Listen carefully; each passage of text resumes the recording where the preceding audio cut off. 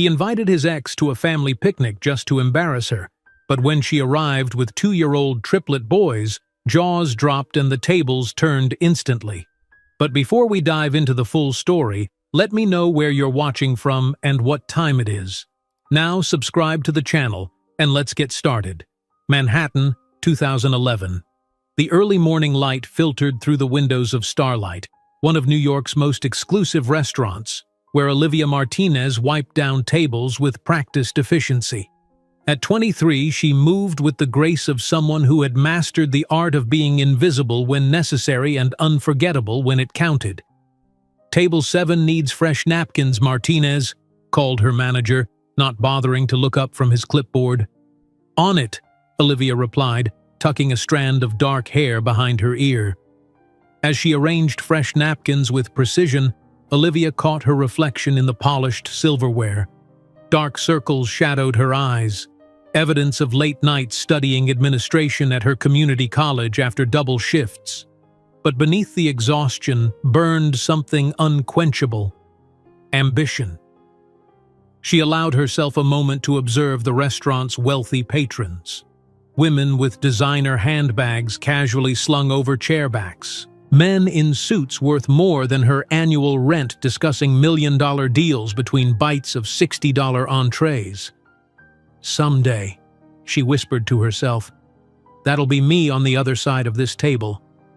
The memory of her first encounter with Richard Cooper surfaced suddenly, vivid and electric. 3 seasons ago, on a crisp autumn evening, he had claimed the corner table by the window.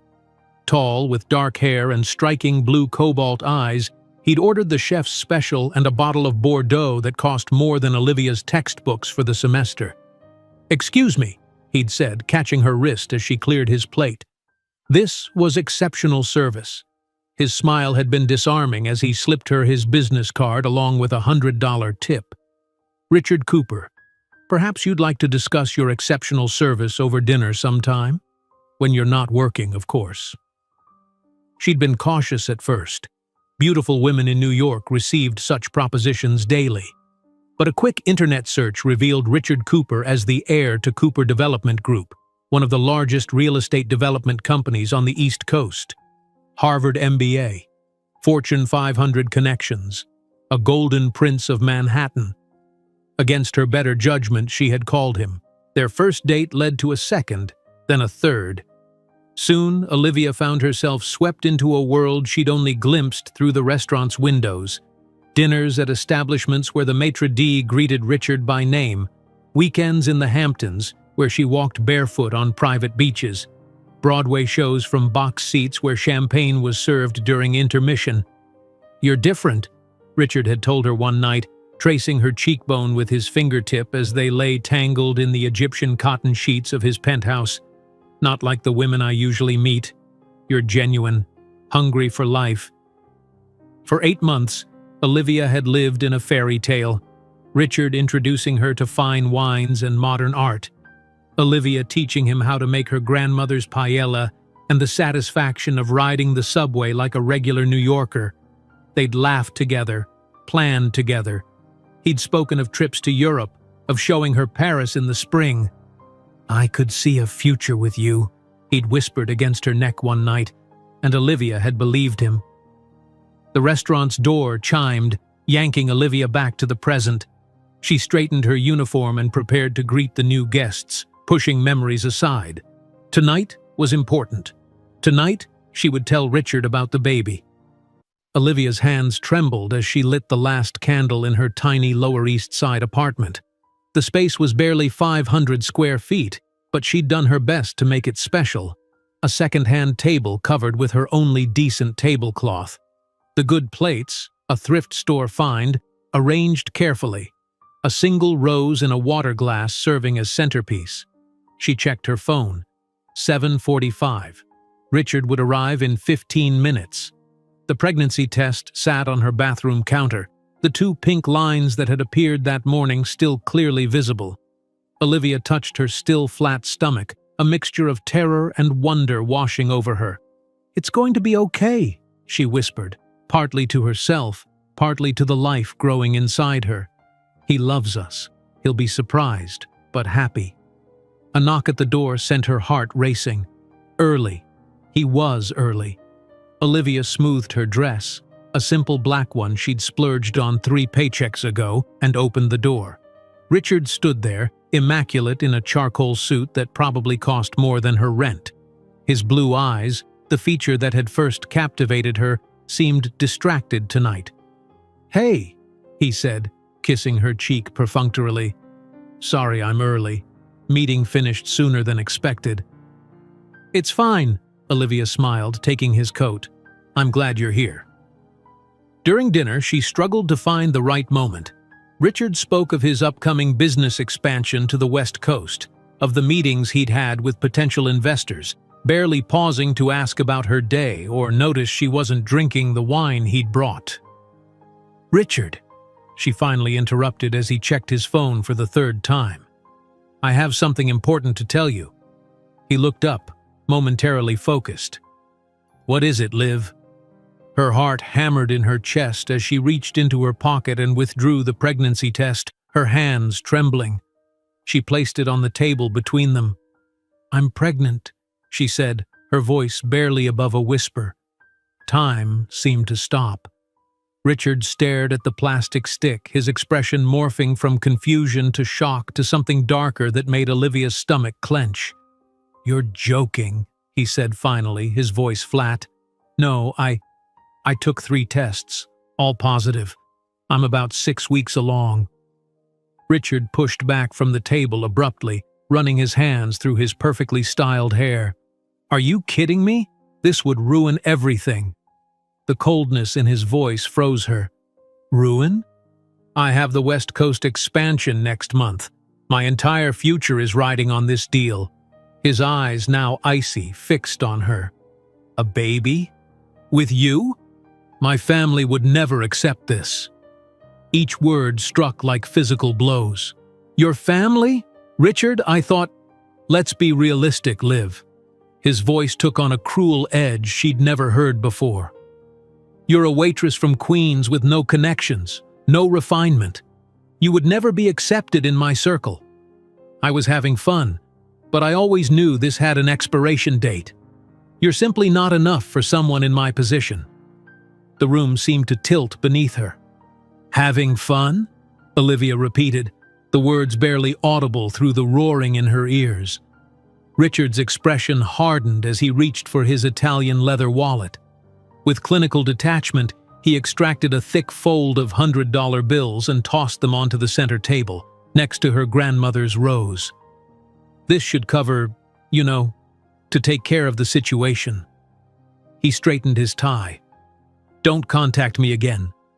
Olivia stared at the money, unable to comprehend what was happening. "Richard, I don't want your money. This is our baby." "There is no our anything," he cut her off, already moving toward the door. "I'm not going to throw away my future for a mistake. Fix this, Olivia." The door closed behind him with a decisive click. For several seconds, Olivia remained frozen at the table, the candlelight flickering across the stack of bills he'd left, as if her pregnancy, their relationship, their supposed love could be quantified in currency and dismissed. Reality crashed in like a tidal wave.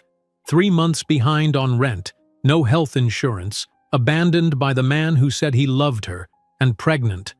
Her legs gave way as she stumbled to the bathroom, violent sobs tearing from her throat as she collapsed onto the cold tile floor. Hours seemed to pass as she huddled there, arms wrapped around herself, crying until there were no tears left. Past midnight, Olivia finally pulled herself up using the sink for support. Her reflection in the mirror was unrecognizable. Eyes swollen, mascara streaked down hollow cheeks, lips bloodless. "You're simply not enough for someone in my position." His words echoed in her mind, each syllable a fresh cut. In the harsh bathroom light, with her waitress uniform hanging on the door and textbooks stacked by her bed, she could almost believe him. Almost. Something shifted in her eyes as she stared at her reflection, a spark igniting in the darkness. She splashed cold water on her face, wiped away the smeared makeup, and walked back to the dining room. The money still lay on the table, obscene in its casualness. Olivia stared at it for a long moment before gathering the bills with steady hands. Her phone showed 3 missed calls from the restaurant. She'd missed her evening shift, something she'd never done before. Another problem for tomorrow's list. Tonight, she needed to think. Olivia sank onto her worn sofa, calculator in hand. 3 months of back rent, doctor's visits without insurance, prenatal vitamins, the eventual cost of childbirth, the staggering expenses of raising a child alone in New York City. The numbers blurred before her eyes, impossible mountains to climb on a waitress's tips and student loans already weighing her down.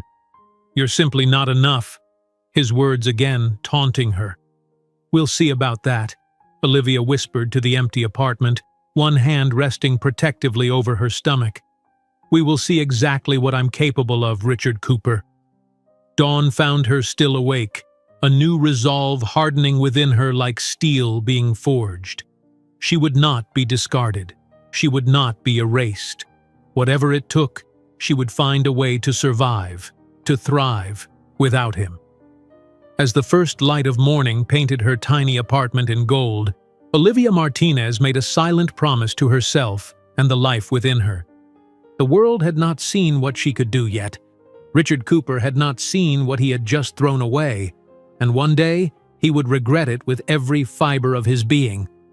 While the lights of Manhattan glimmered through the foggy window, Olivia couldn't imagine that 12 years later she would return to the city not as a desperate waitress, but as a billionaire about to purchase the entire building where Richard Cooper maintained his office. The morning light burned Olivia's eyes as she stared at the stack of bills on her kitchen counter. 3 weeks had passed since Richard's departure, and the world had continued its merciless spin. The pregnancy test, once a harbinger of hope, now sat in her drawer like a painful memento. Her phone rang, the restaurant's number flashing on the screen. With trembling fingers, she answered. "Martinez, where are you? Second shift you've missed this week," her manager barked. "I'm sorry, I've been sick. I'll be there in—" "Don't bother. We've hired someone else. Pick up your last check Friday." The line went dead before she could respond. Olivia slumped against the wall, her hand instinctively moving to her still flat stomach. Another door closed. She allowed herself exactly 60 seconds of despair before straightening her shoulders. "We're not giving up," she whispered to her unborn child. "We adjust." Within hours, she had combed through every job listing she could find. By sunset, she had 3 interviews scheduled, none asking questions about potential pregnancies, all desperate enough for workers that they might overlook her condition for a while. The next morning, Olivia stood in the bathroom of a midtown office building, straightening her only blazer, a second-hand purchase that hung loose on her frame. Her reflection showed shadows beneath her eyes, but determination burned in their depths. "I need this job," she told her reflection, smoothing her hair one last time. The interviewer, a bored, middle-aged woman, barely looked up from Olivia's resume. "Experience?" 4 years in customer service, proficient in Microsoft Office, currently pursuing a business administration degree. The woman's eyes flickered to Olivia's midsection, still unnoticeable to most, but perhaps a professional eye could detect the subtle changes in her posture, the careful way she sat. "We'll call you," she said dismissively, already reaching for the next resume. The same scene repeated twice more that day. By evening, trudging up the stairs to her apartment, Olivia felt the weight of rejection pressing down on her shoulders. 3 interviews, 3 polite dismissals. Her phone chimed with a text message from her landlord. "Rent overdue. Pay by Friday or eviction proceedings begin." Panic threatened to overwhelm her as she unlocked her door. The tiny apartment, once her haven, now felt like a trap slowly closing around her. 3 months behind on rent, no job, no health insurance, and a baby growing inside her. She allowed herself 5 minutes of tears before wiping her face with resolute hands.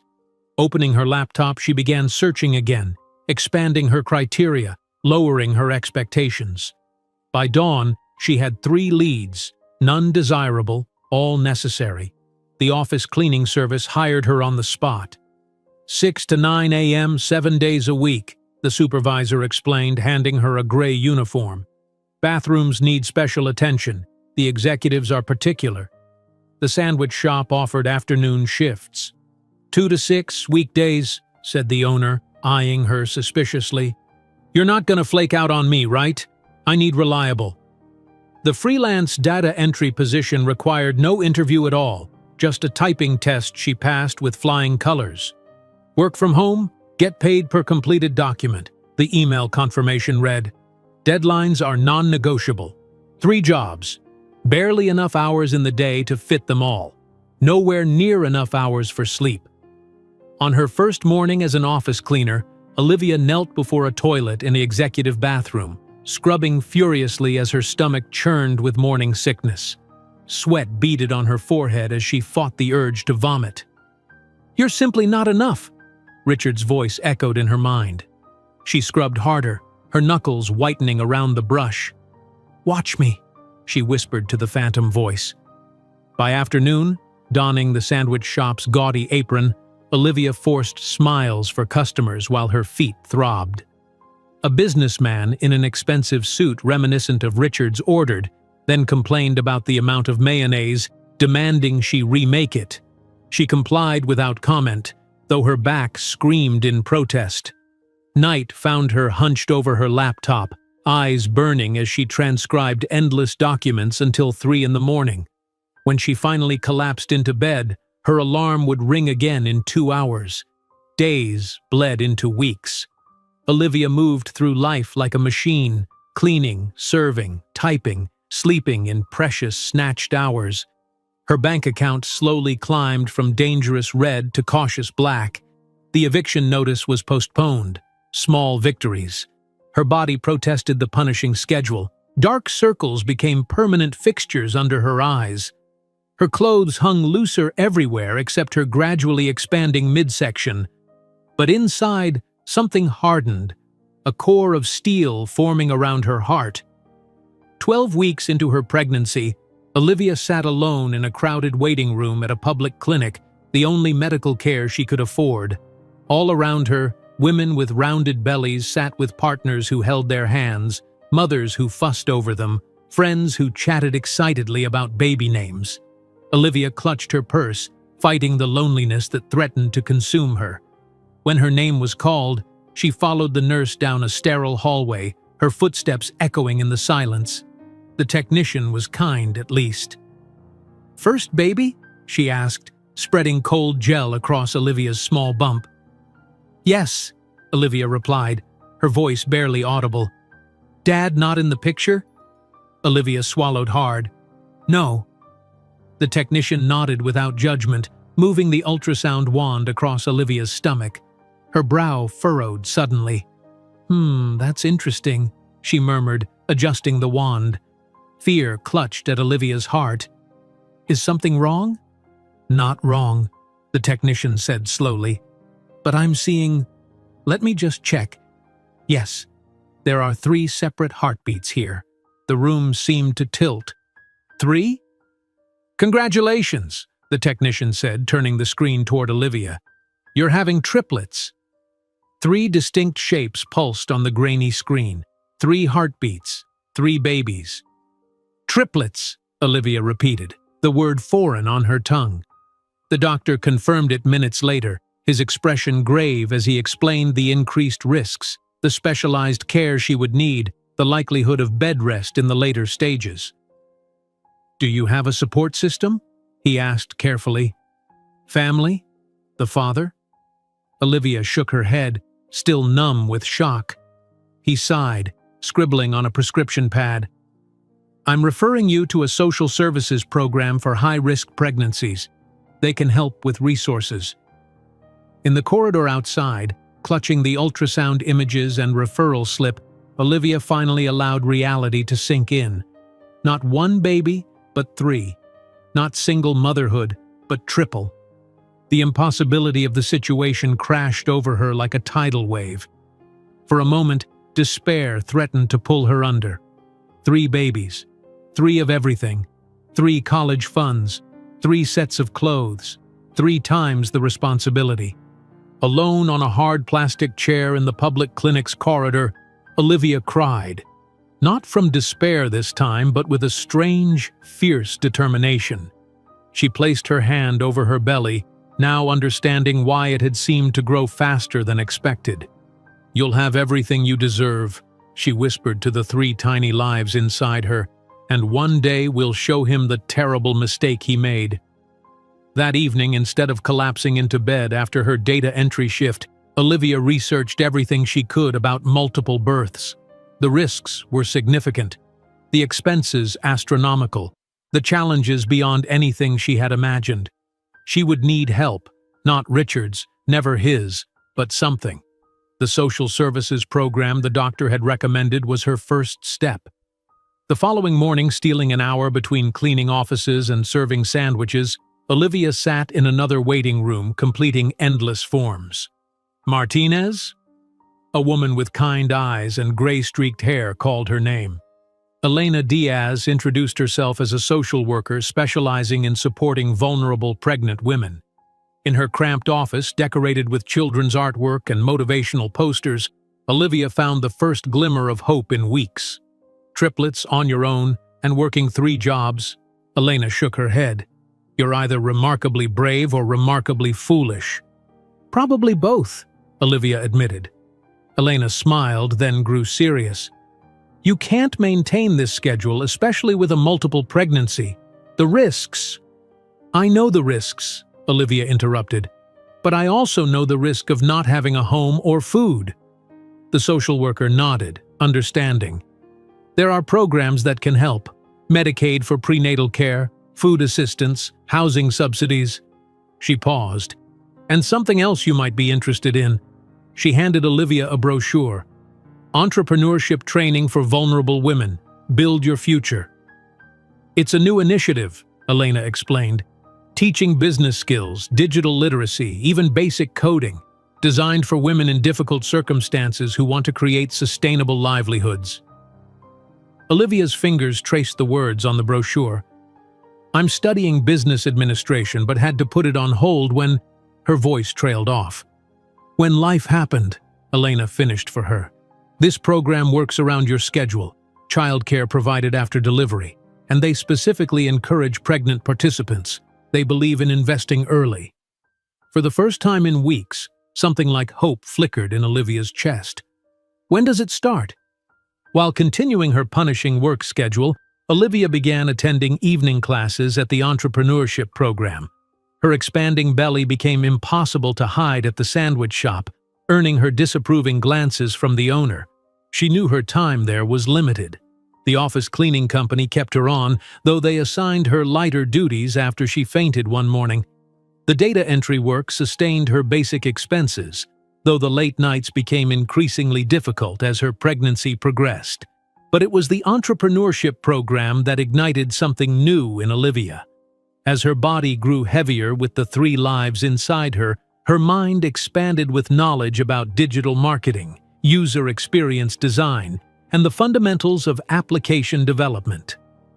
In her 6th month, struggling to find a comfortable position in the hard classroom chair, Olivia had an epiphany while listening to a lecture on identifying market gaps. "The best businesses solve real problems," the instructor said.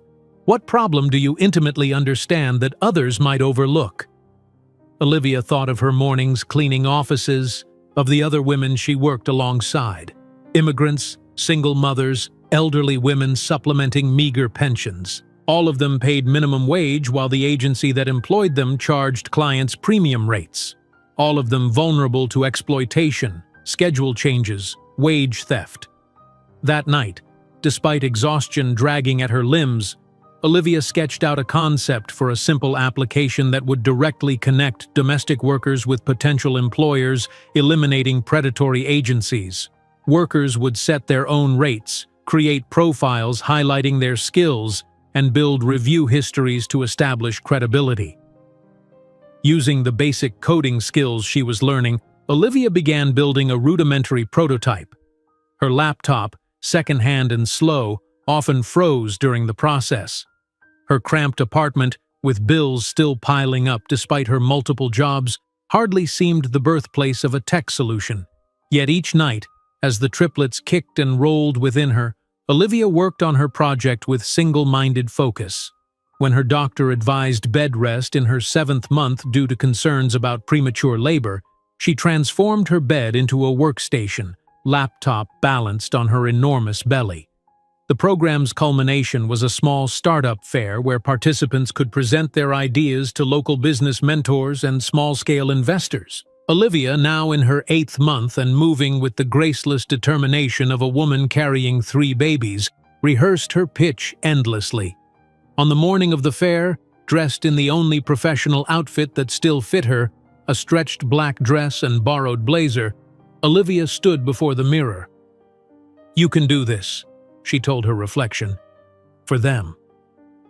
The fair was held in a community center gymnasium. Each participant allocated a small table to display their concept. Olivia's setup was modest, her laptop showing the prototype, simple business cards printed at the library, and a handwritten sign, "Fair work, dignity through direct connection." Most investors passed her table with polite smiles. A heavily pregnant woman didn't project the image of a dedicated entrepreneur who could handle the demands of a startup. But Olivia persisted, explaining her concept to anyone who would listen. As the event neared its end, a woman in her 50s with sharp eyes and a sharper suit approached Olivia's table. She watched the prototype demonstration without comment, then asked pointed questions about scalability, revenue models, and user acquisition strategies. Olivia answered with the confidence of someone who had considered these questions during countless sleepless nights. Finally, the woman handed Olivia her card. "I fund female-led startups that solve real problems," she said. "This has potential. Email me after your delivery. We should talk." That night, as Olivia placed the business card carefully in her wallet, she felt the first strong contraction grip her body. Her hand flew to her enormous belly as reality settled in. The triplets were coming early. Between gasps of pain, she called Elena, who promised to meet her at the hospital. As the taxi raced through nighttime streets, Olivia clutched her laptop bag along with her hastily packed hospital essentials. Even in labor, she couldn't bear to be separated from the fragile beginning of her future. In the hospital room, between monitoring triplets' heartbeats and her own contractions, Olivia made a solemn promise to her unborn children. "Richard Cooper may have abandoned us, but that will be the biggest mistake of his life. One day he'll look at us and realize everything he threw away, and I won't be waiting for apologies." That night in the public hospital, between beeping monitors and hurried nurses, Olivia couldn't imagine that in 12 years her children would grow up in mansions and attend the world's finest schools, while the name Martinez would become synonymous with global technological innovation. The harsh fluorescent lights of the hospital hallway cast a pale glow over Olivia's face as she sat alone in a plastic chair, staring at the ultrasound image in her trembling hands. 3 distinct shapes, 3 tiny hearts beating in unison. Her world had expanded and contracted simultaneously in the space of a single doctor's appointment. "Triplets," she whispered again, the reality of it still washing over her in waves. The enormity of what lay ahead threatened to crush her. 3 times the diapers, 3 times the formula, 3 times the responsibility. All on her shoulders alone. The bustling corridor continued its rhythm around her, nurses hurrying past, other patients moving to and from appointments, a cleaner mopping the linoleum floor. No one noticed the young woman having her private moment of reckoning with destiny. Olivia pressed her palm against her belly, still small, but now making sense in its rapid growth. "We'll figure this out," she promised the 3 lives inside her. "Somehow." The bus ride home was a blur, her mind racing with calculations and contingencies. Her current jobs barely covered her expenses for one person. The meager savings she'd managed to accumulate would vanish within weeks once the babies arrived. And the physical reality of carrying triplets meant she wouldn't be able to maintain her punishing work schedule much longer. As the bus jolted through Manhattan traffic, Olivia unfolded the referral slip the doctor had given her. Comprehensive Support Program for At-Risk Pregnancies, the heading read, followed by an address in a community center not far from her apartment. It took every ounce of her pride to walk through those doors the following morning. Olivia Martinez had never asked for help before. From the age of 16, when her grandmother fell ill, she had been the provider, the problem solver, the one who made things work against impossible odds. Asking for assistance felt like admitting defeat.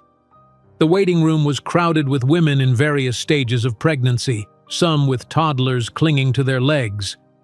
Olivia took a seat, clutching her paperwork, studying the posters about prenatal nutrition and childcare resources that lined the walls. "Martinez?" A warm voice called her name after an interminable wait. Elena Diaz had the kind eyes of someone who had seen it all but hadn't let it harden her heart. Her office was small but welcoming, with plants on the windowsill and children's artwork pinned to a bulletin board. "Triplets," Elena said, reviewing Olivia's file. "That's quite the surprise." "One I can't afford," Olivia admitted, the words tasting bitter. "And the father is—" Elena left the question hanging. "Not in the picture." Olivia's tone made it clear the subject was closed. Elena nodded, respect in her eyes rather than pity. "Tell me about your situation. Work, housing, support system?" Olivia outlined her precarious existence, the 3 jobs, the overdue rent, the abandoned business administration studies, the complete absence of family support. With each detail, she expected judgment, but Elena's expression remained neutral, professional. "You're working too hard for someone carrying triplets," Elena said finally. "Your doctor will put you on bed rest soon. And then what?" The question hung in the air, the one Olivia had been avoiding. "Then what?" "I'll figure something out," she said, her default response to impossible situations. Elena leaned forward. "You don't have to figure it out alone. That's why we're here." She began outlining resources: Medicaid for prenatal care, nutrition assistance programs, housing subsidies for expectant mothers in crisis. As Elena spoke, Olivia felt the weight on her shoulders shifting, not disappearing but becoming marginally more manageable. When Elena mentioned a special program for women in her situation, Olivia's attention sharpened. "It's called Pathways to Independence," Elena explained, handing her a colorful brochure. "A new initiative for vulnerable women, teaching entrepreneurship skills, digital literacy, even basic coding. The idea is to create sustainable livelihoods that can accommodate the demands of single parenthood." Olivia examined the brochure, something stirring in her chest. Before Richard, before the pregnancy, she had dreamed of launching her own business someday. Her community college courses in administration had been the first step toward that distant goal. "They specifically welcome pregnant participants," Elena continued. "There's childcare provided after delivery, and the schedule is flexible. They believe in investing early." For the first time in weeks, a flicker of hope kindled in Olivia's chest. "When does it start?" 2 days later, Olivia entered a converted warehouse space in a gentrifying corner of Brooklyn. The room was filled with women of diverse ages and backgrounds, all united by a common thread of determination in the face of challenging circumstances. The program director, a former corporate executive who had redirected her career towards social impact, welcomed the group. "Every woman here has a story," she said. "Every woman here has faced obstacles. What matters now is what you build with the tools we'll provide." The curriculum was intensive: business fundamentals, digital marketing, user experience design, and introduction to coding. Despite her exhaustion from maintaining her jobs and managing her increasingly difficult pregnancy, Olivia absorbed everything like parched earth soaking up rain. In the evenings, she practiced what she'd learned, using her ancient laptop to experiment with simple coding exercises while balancing a plate of instant noodles on her growing belly. The babies seemed to respond to her concentration, kicking energetically when she solved a particularly challenging problem. By her 6th month of pregnancy, Olivia's body was protesting the punishing schedule. The office cleaning company had reassigned her to lighter duties after she nearly fainted one morning. The sandwich shop owner watched her expanding waistline with increasing displeasure, making it clear her employment was hanging by a thread. It was during a class on identifying market gaps that inspiration struck. The instructor, a successful startup founder, paced before the whiteboard. "The most successful businesses solve real problems," she explained. "Not problems you think exist, but ones you've experienced personally. What challenge do you understand intimately that others might overlook?" Olivia thought of her mornings cleaning offices, of the women who worked alongside her, immigrants without documentation, single mothers juggling multiple jobs, elderly women supplementing meager pensions. All of them paid minimum wage by agencies that charged clients premium rates. All of them vulnerable to exploitation, schedule changes, wage theft. That night, despite exhaustion dragging at her limbs, Olivia sketched a concept for a simple application that would directly connect domestic workers with potential employers, eliminating predatory middlemen. Workers would set their own rates, create profiles highlighting their skills, and build review histories. Employers would gain reliable help while knowing their money went directly to the worker. Using the basic coding skills she was learning, Olivia began building a rudimentary prototype. Her laptop, second-hand and painfully slow, often crashed during the process. Her tiny apartment, with unpaid bills still accumulating in a drawer, hardly seemed the birthplace of a technological solution. Yet each evening, as the triplets tumbled within her, Olivia worked with singular focus. When morning sickness gave way to heartburn, she coded through the discomfort. When her ankles swelled from standing all day at the sandwich shop, she elevated her feet on a stack of books and continued working. In her 7th month, her doctor ordered partial bed rest due to signs of premature labor. "Your body is under tremendous stress carrying 3 babies," he explained. "You need to slow down." For most women, this would have been a devastating blow to their income. For Olivia, it became an unexpected opportunity. Confined to her apartment, she transformed her bed into a workstation and devoted herself fully to developing her application. Elena visited regularly, bringing groceries and checking on her progress. During one such visit, she noticed Olivia's project on the laptop screen. "What's this?"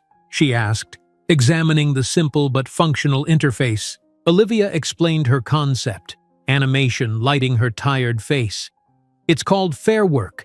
It connects domestic workers directly with employers, cutting out exploitative agencies." Elena studied the prototype, impressed. "The entrepreneurship program is hosting a small startup fair next month. You should present this." Despite her doctor's concerns, Olivia was determined to attend. By her 8th month, moving had become a challenge. Her body, supporting 3 growing babies, protested every step. But on the morning of the fair, she donned the only professional outfit that still fit, a stretched black dress and a borrowed blazer, and made her way to the community center. The fair was modest.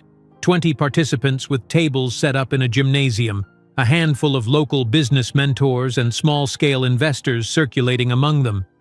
Olivia's display was the simplest. Her laptop showing the prototype, business cards printed at the library, and a hand-lettered sign, "Fair Work, Dignity through Direct Connection." Most investors passed her table with polite smiles that didn't reach their eyes. A heavily pregnant woman didn't project the image of a committed entrepreneur who could handle the demands of a startup. But Olivia persisted, explaining her concept to anyone who would listen. As the event neared its end, a woman in her 50s with calculating eyes and an impeccable suit approached. She watched the prototype demonstration without comment, then asked incisive questions about scalability, revenue models, and user acquisition strategies. Olivia answered with the confidence of someone who had rehearsed these responses during countless sleepless nights. Finally, the woman, Victoria Zhang, according to her business card, nodded. "This has potential," she said. "I fund female-led startups that solve real problems. Email me after your delivery. We should talk." That evening, As Olivia carefully placed the business card in her wallet, she felt the first strong contraction grip her body. Her hand flew to her enormous belly as reality settled in. The triplets were coming early.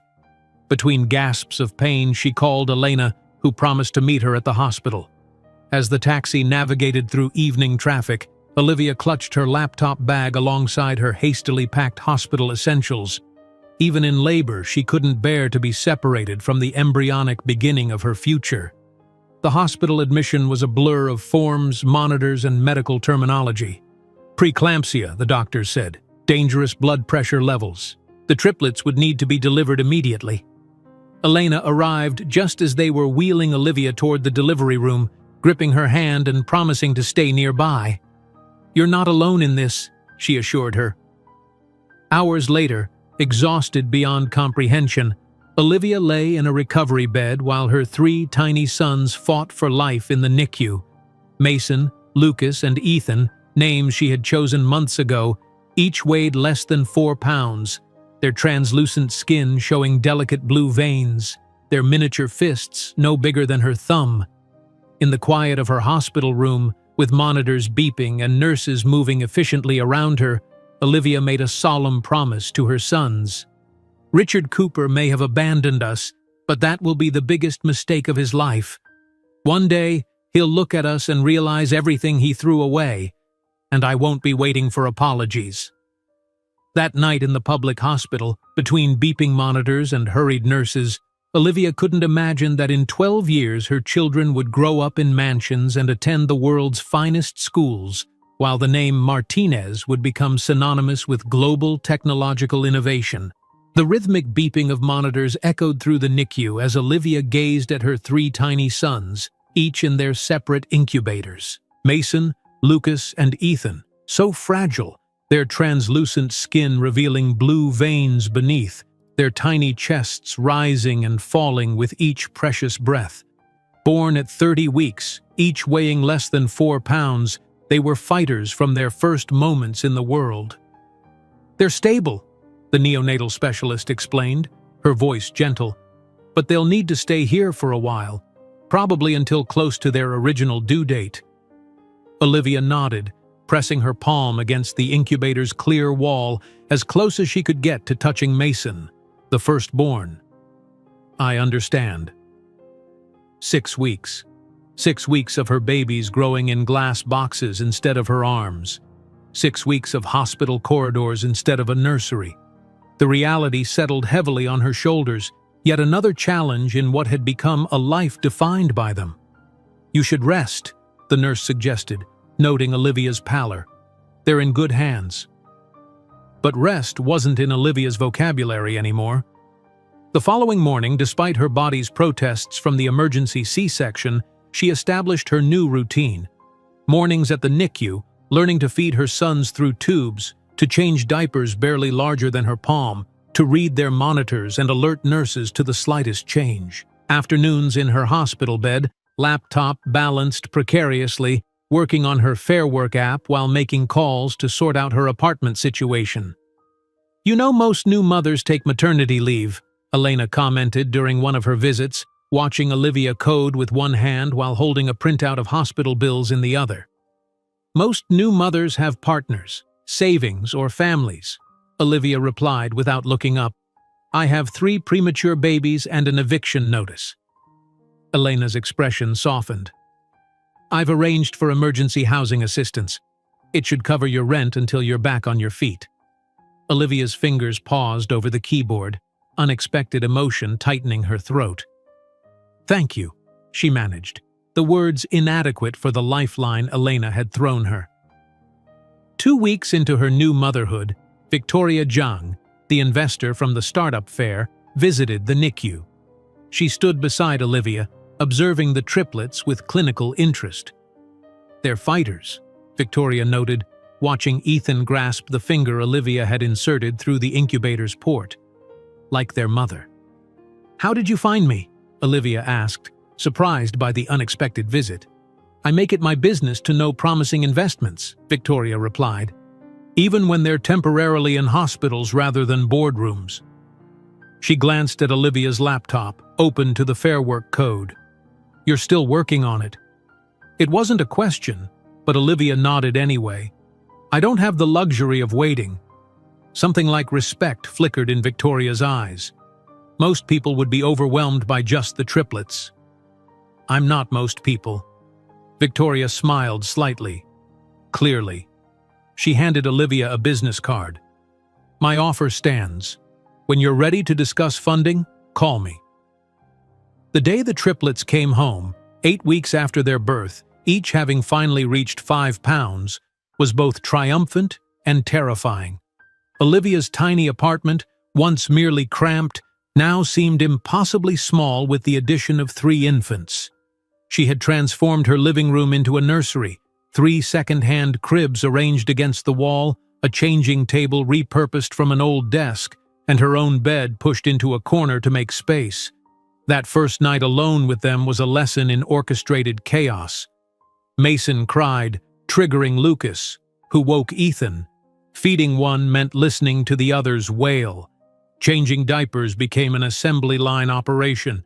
Sleep came in 20-minute increments, snatched between feedings and crying jags. By morning, Olivia sat cross-legged on the floor between the cribs, all 3 babies finally sleeping, tears of exhaustion streaming down her face. The magnitude of what lay ahead threatened to crush her.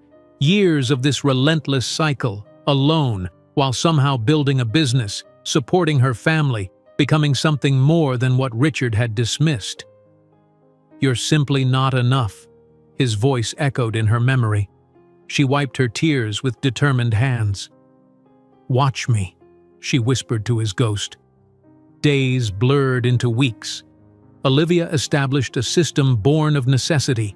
Laptop always open on the kitchen counter, coding while formula warmed, answering emails one-handed while burping a baby, conducting video calls with Victoria's team while all 3 boys napped in a rare moment of synchronicity.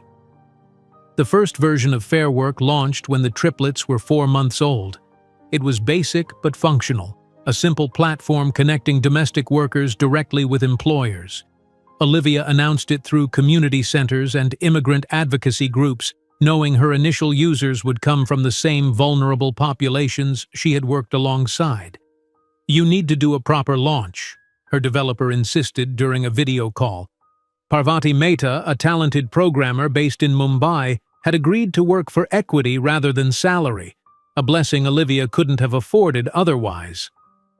"I need to feed 3 babies," Olivia countered, trying to keep Mason from pulling the laptop cord while balancing Ethan on her knee and watching Lucas attempt to roll over on a blanket nearby. "Marketing budgets aren't in the equation right now." Parvati's expression softened at the sight of the babies. "At least let me help optimize the code. You're trying to do too much yourself." The first positive review came 3 weeks after launch. "Finally receiving what my work is worth," wrote a Jamaican house cleaner who had been exploited by agencies for years. "Thank you, Fair Work." Olivia read the review with tears in her eyes. Mason sleeping against her chest, Lucas and Ethan finally down for their afternoon nap. 1 user, 1 life potentially changed. It wasn't enough, but it was a start. By the time the triplets turned 1, Fair Work had gained 5,000 users across New York City. The boys were developing distinct personalities despite their identical appearances. Mason took his first steps early, always charging ahead with fearless determination. Lucas was more cautious but intensely curious, examining everything with focused attention. Ethan, the quietest, observed the world with analytical patience before attempting new skills. All 3 had inherited one unmistakable feature from their absent father: striking blue cobalt eyes, so vibrant they drew comments from strangers. Each time someone mentioned them, Olivia felt a twist in her chest, a reminder of Richard embedded in the faces she loved most in the world. The tipping point came shortly after the boy's 2nd birthday. Victoria Jiang visited the apartment, stepping carefully around scattered toys and watching with undisguised fascination as the triplets toddled around her designer heels. "Your user base has tripled in 6 months," Victoria noted, accepting the chipped mug of coffee Olivia offered. "And the retention rates are impressive." "People stay because it works," Olivia replied, gently redirecting Lucas from pulling Victoria's portfolio from her hands. "We're solving a real problem." Victoria nodded, seemingly unperturbed when Ethan offered her a half-eaten cracker. "You've validated the concept. Now it's time to scale." "Scaling requires capital," Olivia pointed out. "That's why I'm here." Victoria opened her portfolio, revealing documents Olivia had reviewed countless times in her dreams. "I'm prepared to offer $750,000 for a 20% stake in Fairwork." Olivia's heart raced. The number was simultaneously enormous and insufficient for her vision. "I need to maintain controlling interest." Victoria raised an eyebrow. Bold stance for someone running a business from a kitchen counter in a one-bedroom apartment. "The location doesn't reflect the potential." Olivia gestured to her laptop where user growth charts showed a steady upward trajectory. "I'll consider 15% stake for the same investment." A smile tugged at Victoria's lips. "You negotiate like someone with options." "I created options out of nothing." Olivia met her gaze steadily. "That's what makes me a good investment."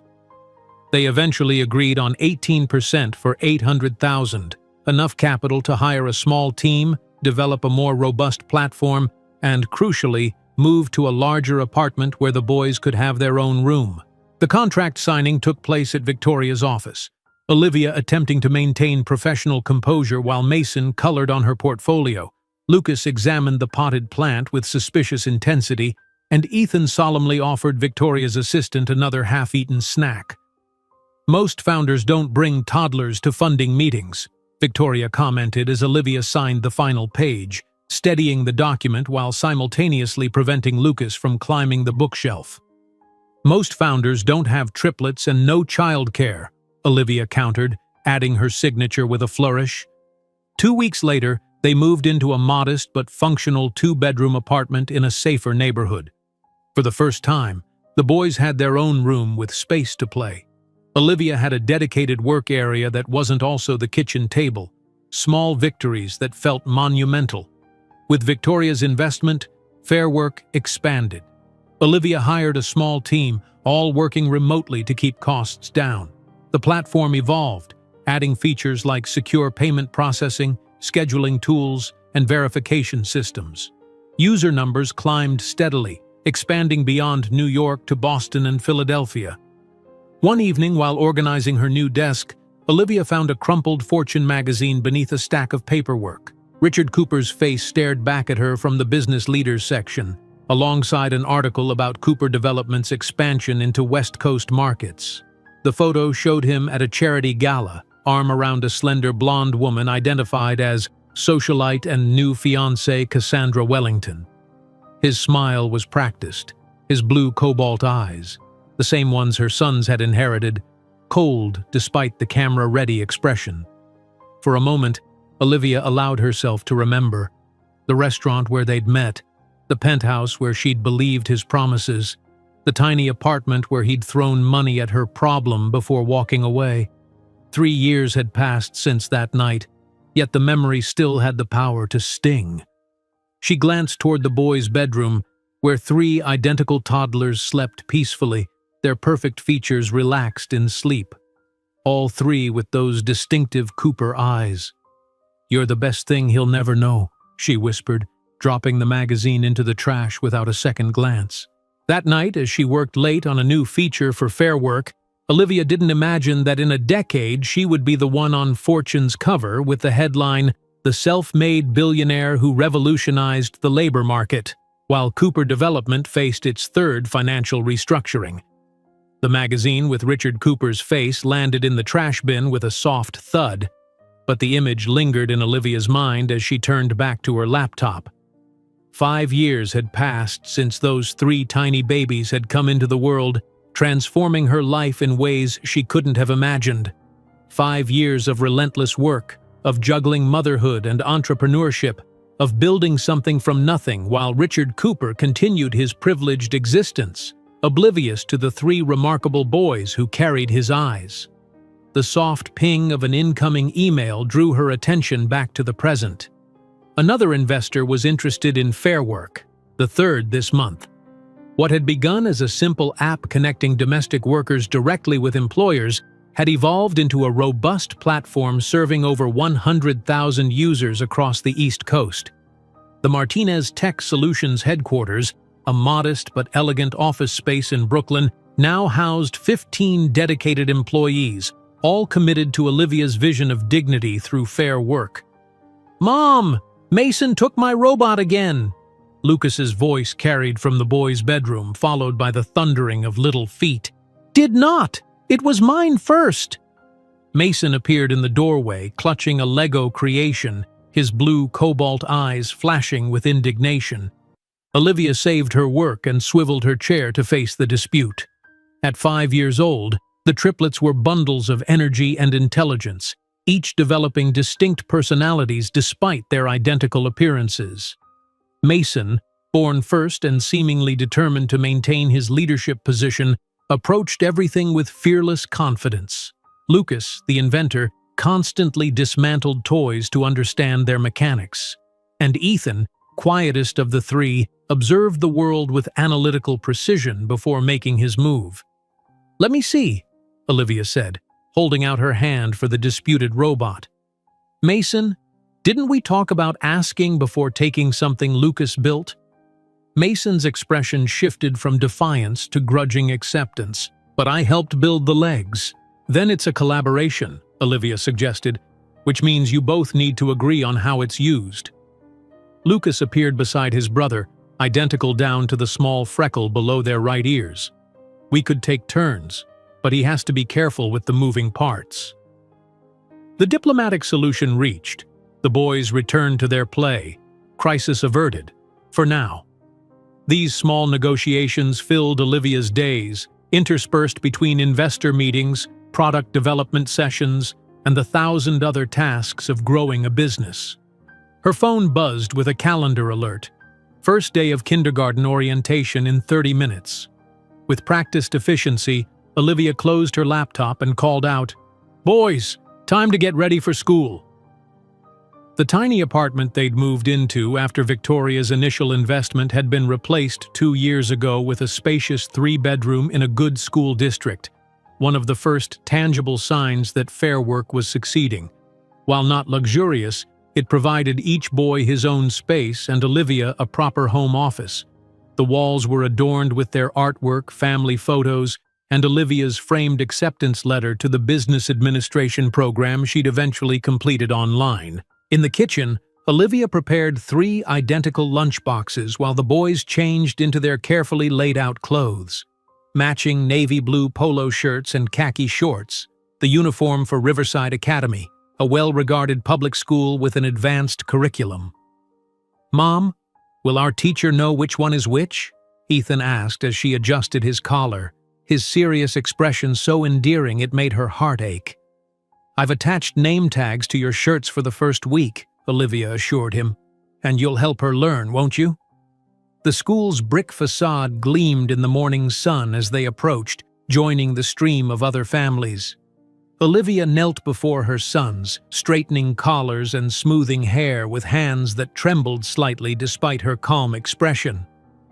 "You're going to have an amazing day," she told them, capturing this milestone with her phone. 3 identical boys with matching backpacks, their cobalt eyes bright with excitement and apprehension. "Will you be okay without us?" Mason asked, always protective of his mother despite his young age. Olivia laughed, touched by his concern. "I'll be just fine. I have meetings all day and I'll pick you up at 3 o'clock sharp." As she watched them walk into the building, hands linked together for courage, Olivia felt the familiar mixture of pride and melancholy that defined so many parenting moments. They were growing up so fast, becoming their own people, stepping into a world that would eventually reveal its complexities to them. The orientation for parents proceeded smoothly until the teacher's innocent question pierced Olivia's composure.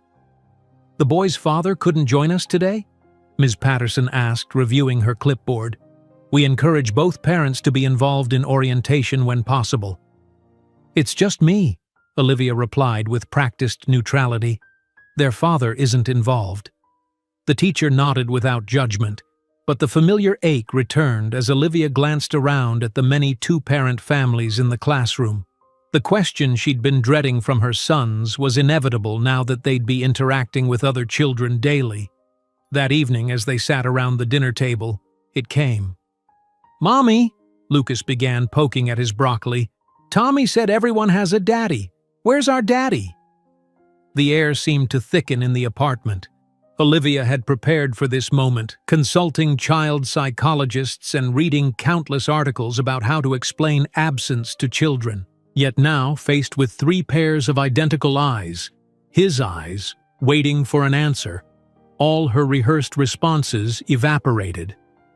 "You do have a father," she began carefully, setting down her fork.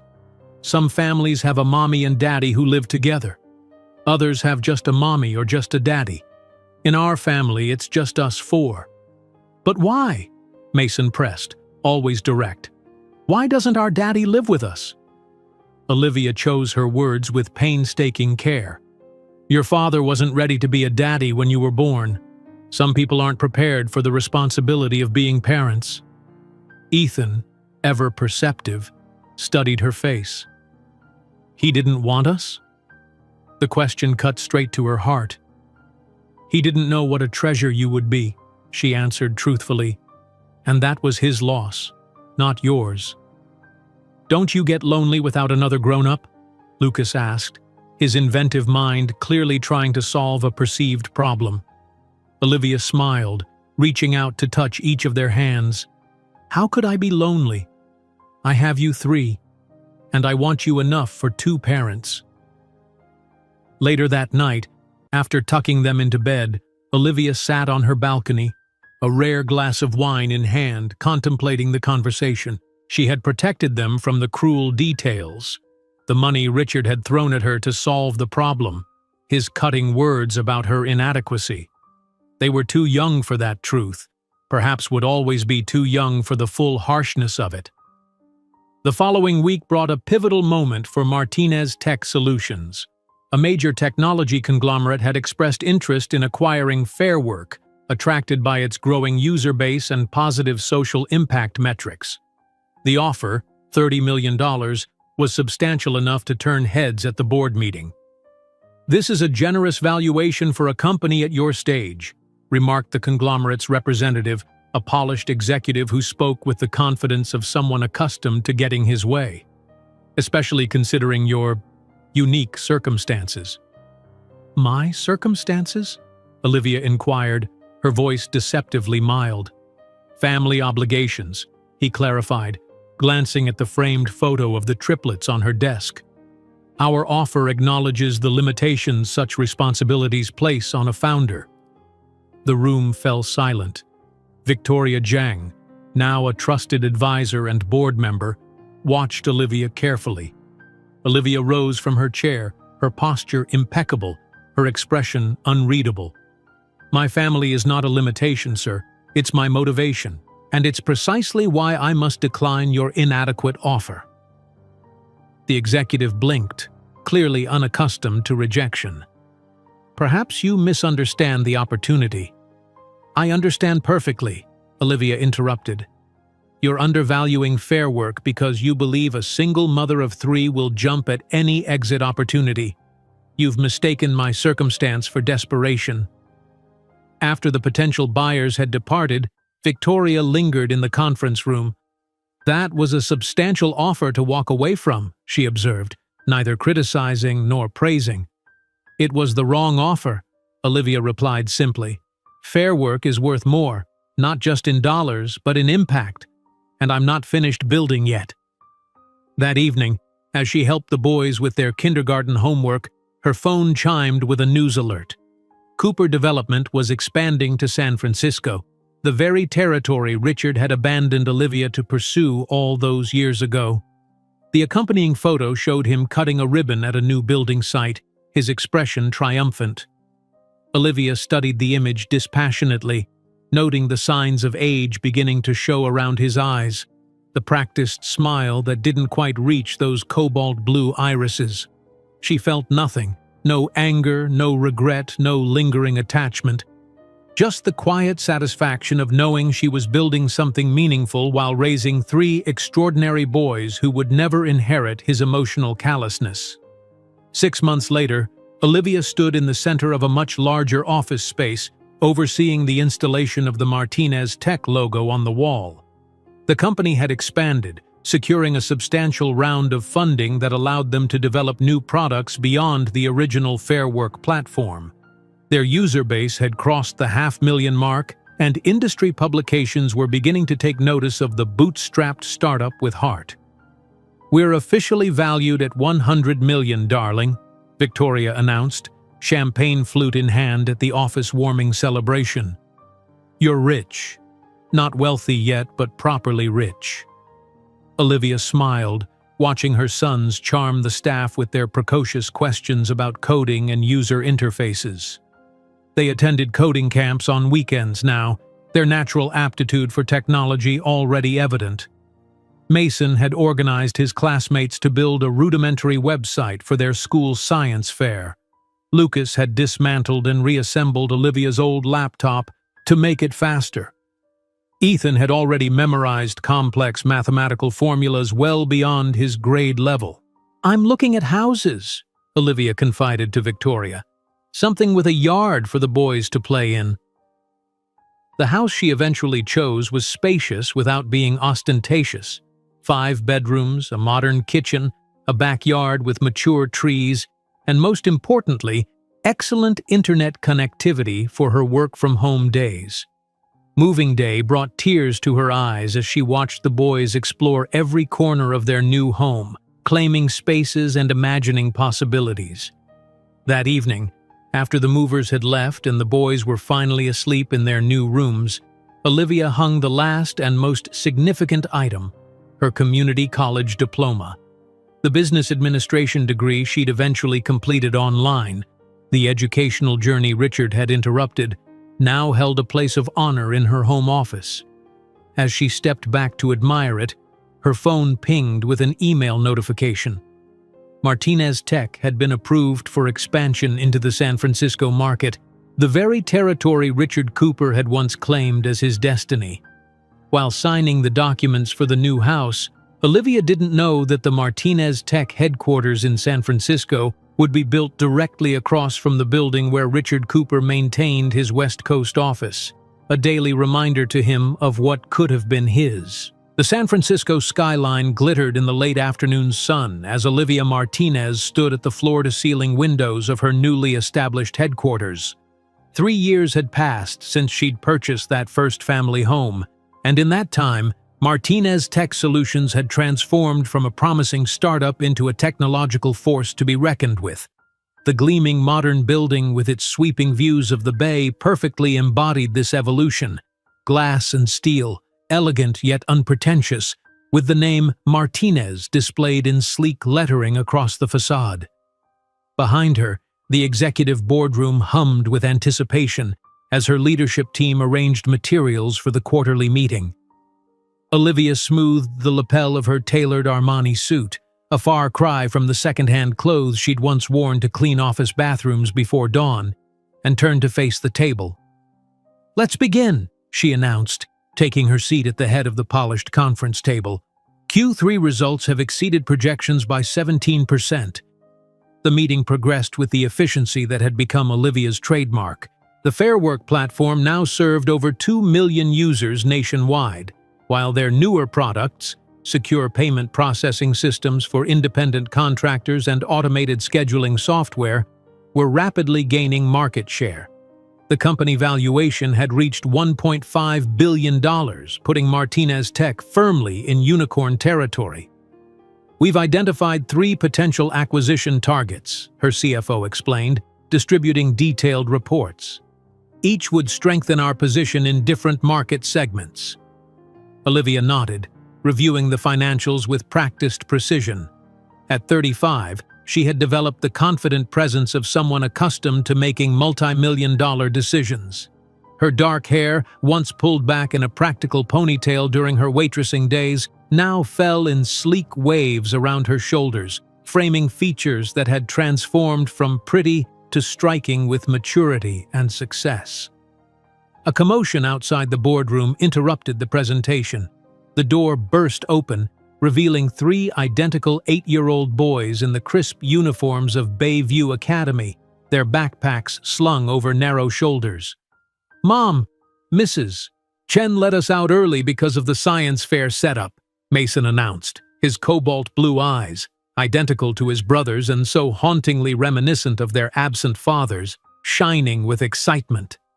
Olivia's expression softened immediately. "Gentlemen, we've discussed boardroom protocol," she said, her tone gently reproving but warm. "Sorry," they chorused, not looking particularly contrite. Her team members smiled, accustomed to these occasional interruptions. The triplets were familiar fixtures at Martinez Tech, spending afternoons in the designated children's area when school ended before Olivia's workday. "We'll finish this at 4, Olivia told her team, closing her portfolio. "Take 30 minutes to review the acquisition targets in detail." As the executives filed out, offering fist bumps to the boys, Olivia approached her sons. "How was school today?" "I organized our team for the robotics project," Mason said, straightening to his full height with unconscious authority. Even at 8, he demonstrated the natural leadership qualities that had his teachers predicting a future CEO. Lucas rummaged through his backpack, producing a tablet. "Look what I made in coding class," he said, displaying a simple game application. "The teacher said I should enter it in the tech showcase." "I won the math competition," Ethan added quietly, offering a certificate with his name emblazoned across the top. The problems were 9th grade level. Olivia felt the familiar surge of pride mixed with wistfulness. Her sons were extraordinary, intelligent, confident, and kind, despite their privileged upbringing. She had worked relentlessly to ensure they never felt the absence of a father, surrounding them with positive male role models. Her CTO who taught them coding on weekends, her longtime attorney who coached Mason's debate team, her entrepreneurship professor from business school who mentored all 3 during summer programs. "I'm proud of all of you," she said, embracing each boy in turn. "Let's get you settled in the play area before my next meeting." As they walked through the open concept office, Olivia noticed the admiring glances her sons attracted. It wasn't just their identical good looks or their evident intelligence, it was the confidence with which they carried themselves, the respectful way they greeted employees, the absence of the entitled behavior that often plagued children of wealth. The Martinez Tech children's area was no ordinary corporate daycare. Equipped with advanced computers, 3D printers, and engineering toys, it reflected Olivia's belief that her sons should understand and participate in her world rather than be segregated from it. Through the glass walls, she could see them immediately immersing themselves, Mason organizing game pieces, Lucas examining the innards of a disassembled laptop, Ethan calculating trajectories for a marble run. Her assistant approached as Olivia returned to her office. "Ms. Zhang is on line 1 regarding the West Coast expansion, and the quarterly reports are ready for your review." Olivia nodded, settling behind her desk with its panoramic view of San Francisco Bay. Victoria Zhang had remained a trusted advisor even as Martinez Tech had outgrown its need for her investment firm's capital. Their relationship had evolved from investor-founder to genuine friendship, with Victoria serving as both mentor and occasional confidant. "Victoria," she greeted, pressing the speaker button. "How's London?" "Rainy, as expected," came the crisp reply. "I've reviewed the expansion plans. The new development in the financial district is perfect positioning, directly across from Cooper Development's headquarters, I notice." Olivia kept her expression neutral, though no one was there to see it. "Is it? I hadn't realized." Victoria's knowing chuckle filtered through the speaker. "Of course not. Pure coincidence that your new flagship building will tower over the struggling Cooper offices." The truth was more complex than Olivia would admit. She hadn't consciously chosen the location to antagonize Richard Cooper, but she couldn't deny a flutter of satisfaction when the real estate agent had mentioned its proximity to Cooper Development. According to Business News, the once mighty company had weathered several financial storms in recent years, with rumors of over-leveraged properties and failed international ventures. "The location simply makes strategic sense," Olivia replied evenly. "The acquisition team is reviewing the final contract now." After finishing the call, Olivia found herself drawn back to the window, gazing at the city that had become her company's new home. 3 years ago, relocating Martinez Tech's headquarters from New York to San Francisco had been a calculated business decision. The Silicon Valley ecosystem offered unparalleled access to talent, technology, and venture capital. For the triplets, it meant opportunities at the nation's most progressive schools. Her phone chimed with a news alert. Cooper Development seeks partners for financial restructuring. The accompanying photograph showed Richard Cooper, now 40 years old with hints of silver at his temples, looking considerably less confident than in previous press images. The article detailed a series of failed investments in Asian markets and mounting debt that had eroded the company's once solid foundation. Olivia felt no satisfaction at his troubles. The wound he'd inflicted had scarred over long ago, leaving not pain but wisdom in its wake. Her success had never been about proving him wrong. It had been about proving herself right. Later that afternoon, as Olivia observed a product demonstration with her development team, her CFO appeared at the doorway, gesturing for a private word. "We've received an unusual inquiry," he explained once they were alone in her office. "Cooper Development is seeking minority investors for a capital infusion. They've approached several firms, including some who have invested with us." Olivia raised an eyebrow, surprised by the coincidence. "And this concerns us because?" "Victoria suggested we might consider it ourselves. Their real estate portfolio would complement our expansion plans despite their current difficulties. It's a potential bargain investment." For a moment, Olivia considered the poetic justice of acquiring a stake in Richard's struggling company. The ultimate reversal of fortune. The scared waitress he had once dismissed as not enough, now in position to become his company's financial savior. She shook her head, dismissing the thought.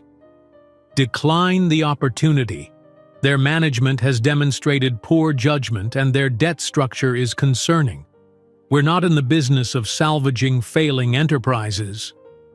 As her CFO left with the signed rejection, Olivia turned to the framed photograph on her desk, herself and the triplets during their recent Hawaiian vacation, all four sun-bronzed and beaming, the boys proudly displaying their surfboards. The image captured everything she valued: her son's happiness, their unity as a family, the life they had built without Richard Cooper's participation. That evening, as Olivia drove the boys home in her Tesla, Mason asked the question that periodically surfaced as they grew older and more aware of their unique family structure. "Mom, do you think our father ever wonders about us?" Olivia glanced in the rearview mirror at her son's thoughtful expression.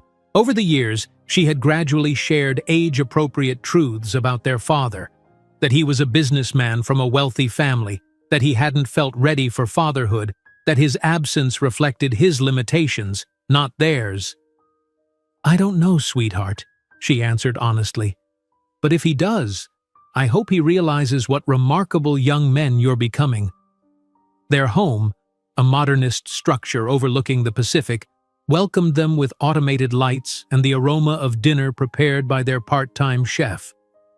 As the boys scattered to change clothes and begin homework, Olivia found a letter from Bayview Academy waiting on her desk. The school's headmaster had written personally to inform her that all 3 boys had tested exceptionally high on standardized assessments, recommending them for the academy's prestigious program for gifted students. The letter detailed each boy's particular strengths: Mason's leadership and strategic thinking, Lucas's creative problem-solving, and Ethan's extraordinary analytical abilities. Pride swelled in Olivia's chest as she signed the acceptance forms. Everything she had sacrificed, sleep, relationships, simple pleasures, had been worth it to provide her sons with opportunities to develop their exceptional potential. Later, reviewing acquisition proposals in her home office, Olivia paused at the folder containing the Cooper development information. After a moment's contemplation, she signed the formal rejection letter, sealing the envelope with a sense of completion rather than vindictiveness. Closing the folder with the rejected Cooper development offer, Olivia couldn't predict that in just 4 years she and Richard Cooper would stand face to face in a crowded hall with 3 young men by her side who were identical to him, ready to turn his world upside down. The morning light filtered through the floor-to-ceiling windows of Olivia Martinez's office as she signed the final document rejecting the Cooper development investment opportunity.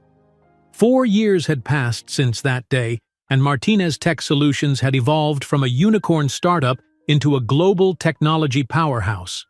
The company that had begun in Olivia's tiny apartment now occupied premium real estate in 3 countries, with 5,000 employees worldwide and a valuation that made venture capitalists salivate.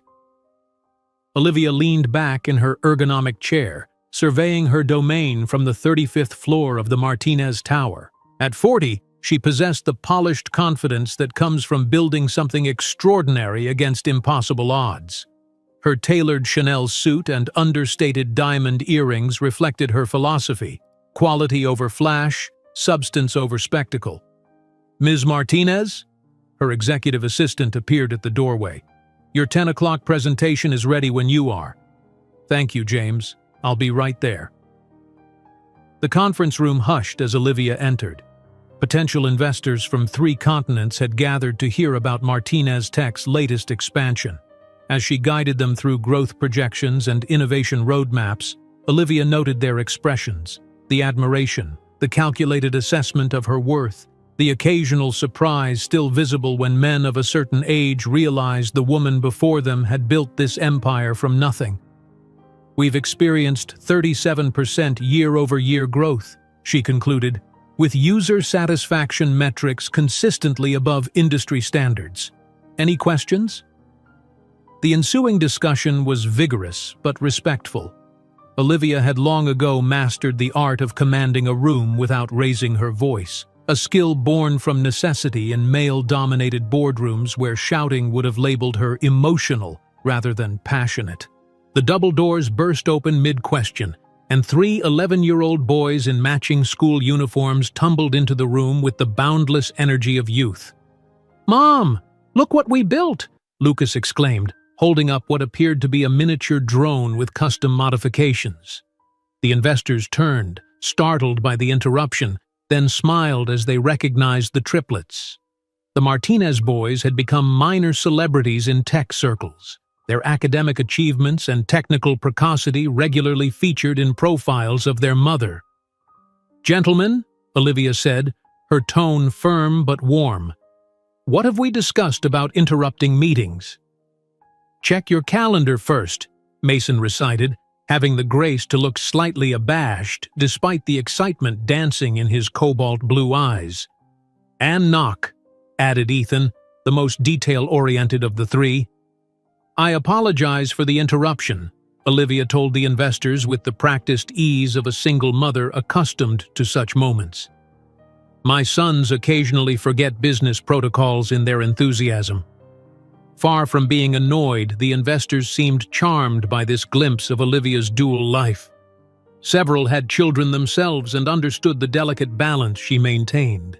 "We built a drone that maps indoor spaces autonomously," Lucas explained to an impressed Japanese investor who had asked about their project. "It uses ultrasonic sensors we reprogrammed from an old gaming console." "Impressive engineering," the investor commented, examining the device with genuine interest. "Your mother must be very proud." Once the meeting concluded, Olivia escorted the triplets to the company's innovation lab, where they often spent afternoons after school. "Your timing needs work," she told them, unable to maintain a stern expression in the face of their obvious excitement. "But the drone works perfectly," Lucas protested. "The calibrations Mason calculated fixed the hovering issue. And Ethan's mapping algorithm is processing spatial data 30% faster than the commercial version," Mason added, always quick to acknowledge his brother's contributions. Olivia studied her sons, marveling as she often did at the extraordinary young men they were becoming. At 11, they were already showing remarkable talents. Mason's natural leadership and strategic thinking, Lucas's creative brilliance, and Ethan's analytical precision.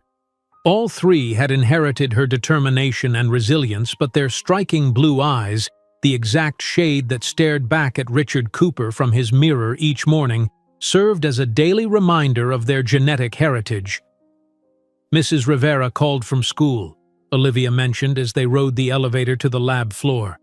All three of you have been recommended for the advanced placement program.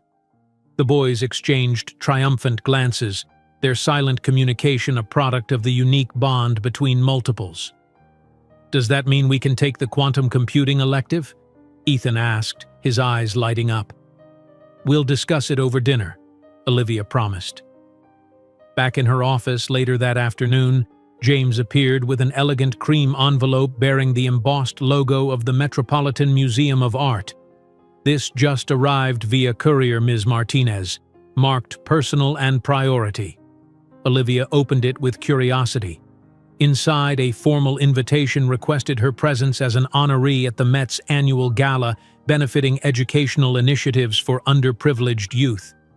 The Martinez Foundation, Olivia's philanthropic organization focused on supporting single mothers in technology, had been selected for special recognition.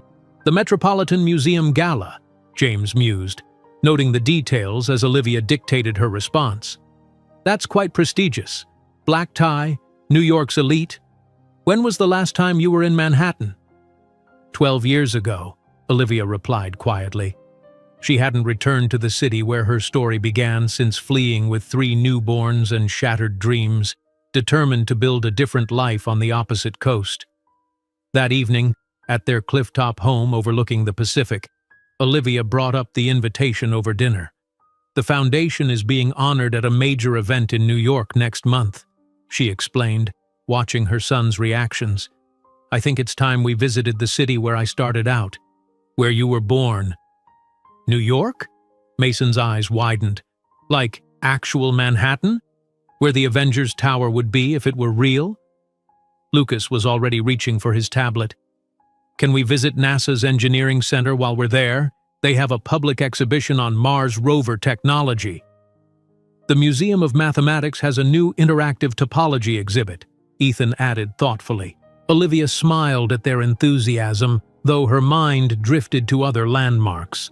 The restaurant where she'd waitressed, the tiny apartment where Richard had abandoned her, the hospital where 3 tiny boys had fought their way into the world.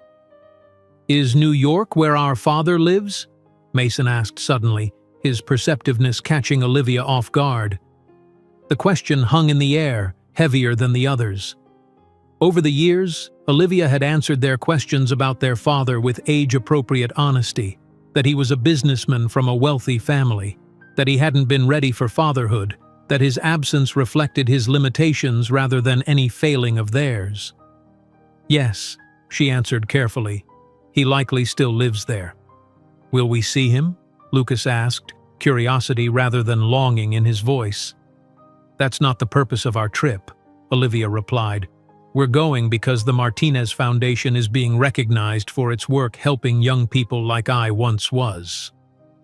The boys seemed satisfied with this answer, quickly returning to planning their New York adventures. Olivia breathed a silent sigh of relief. At 11, they were still innocent enough to accept the simplified version of their origin story. Someday, they would ask harder questions about the man who had rejected them before they were born. But not yet. Later that night, as Olivia reviewed the gala details, her phone chimed with a news alert. The Cooper Development Group was listed as one of the event's corporate sponsors. A quick search revealed that Richard Cooper served on the organizing committee, a transparent attempt to rehabilitate his company's struggling image through philanthropy. Olivia closed her laptop, oddly calm at this discovery. The universe had a peculiar sense of humor, orchestrating this potential reunion after 12 years of separation. The frightened, heartbroken waitress who had fled New York would return as one of the most powerful women in technology, accompanied by 3 remarkable boys who might have been Richard's legacy Had he made different choices? The following weeks were a flurry of preparation. Stylist appointments for custom formal wear, an exquisite Valentino gown for Olivia, perfectly tailored tuxedos for the boys. Travel arrangements, the Martinez private jet, reservations at the Peninsula Hotel, a carefully curated itinerary balancing business obligations with educational opportunities for the triplets. The media interest in your attendance is significant, James reported, managing the growing list of interview requests. Forbes wants an exclusive on the Foundation's next initiatives. Time is doing a feature on women changing technology. The New York Times wants to profile you as a returning native daughter made good. Except Forbes and the Times, Olivia decided. The timepiece can wait until after the gala. On the morning of their departure, Olivia stood in her closet, selecting the final items for her suitcase. Her fingers brushed against a small wooden box hidden at the back of a drawer. Inside, the crumpled bills Richard had tossed on her table 12 years ago, never spent, preserved as a reminder of how far she had come.